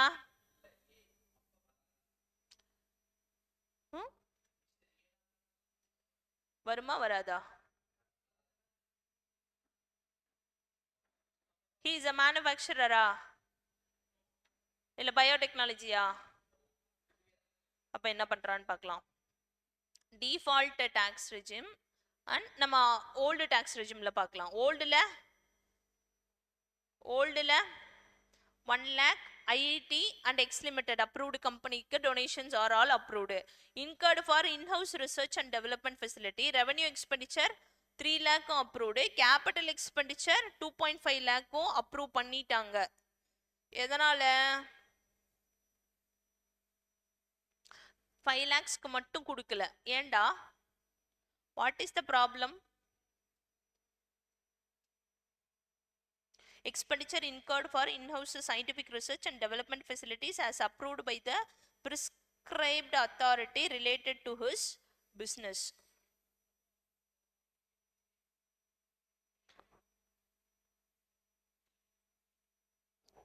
அப்பனா நீ இங்க note எழுதணும். It is assumed that all these three conditions are fulfilled. புரியுதுச்சதா?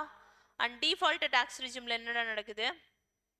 Not allowable under default tax regime. என்னது? Contributions. Contributions or donations to outsiders is not allowed. But insider க்கு என்ன பண்றான்? Inside research க்கு he is allowing. எழுதிக்கோங்க. In-house research க்கு in-house research defaultல approve பண்றான், contributions approve பண்ணல. எழுதிக்கோடா.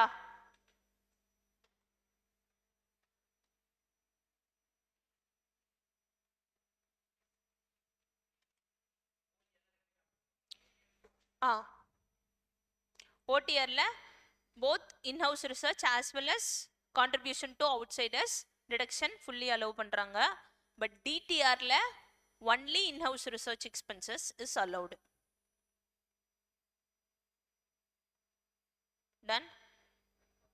Illustrationல எந்த sum? Fourth sum. கரெக்டா? பிறகு இதுல என்ன sum? 35 ADல உங்களுக்கு இல்ல, நாளைக்கு தான் பார்ப்போம்.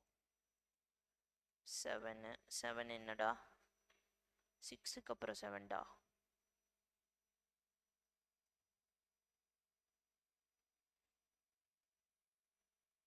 ம் 35 AD தான்.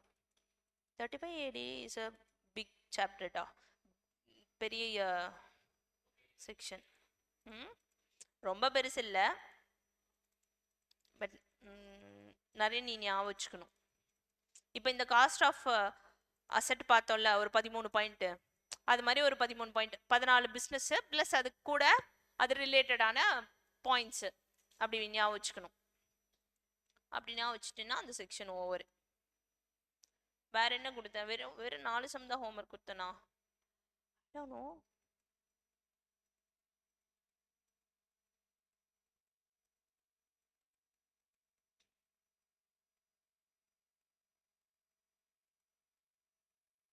அவ்வளோதானடா?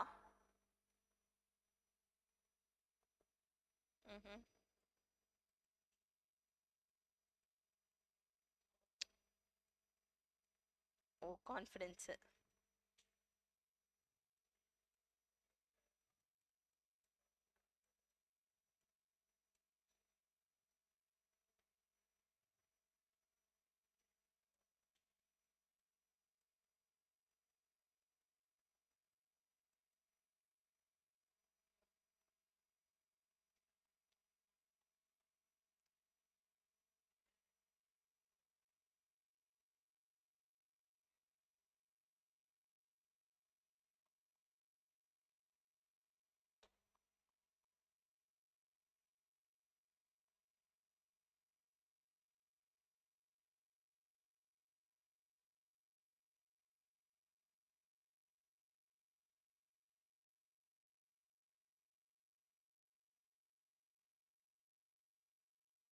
ஓகேடா, that's it.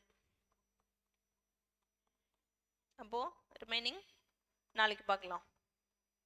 By tomorrow we'll try to complete deductions. Okay?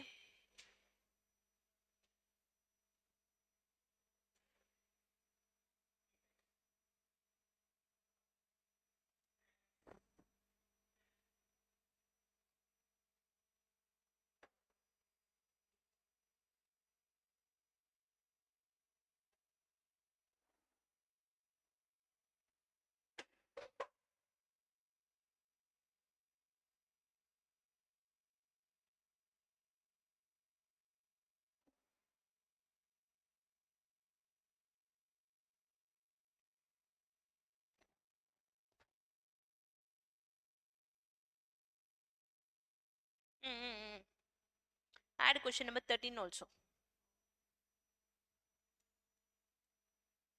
Okay, depreciation as well as scientific research question.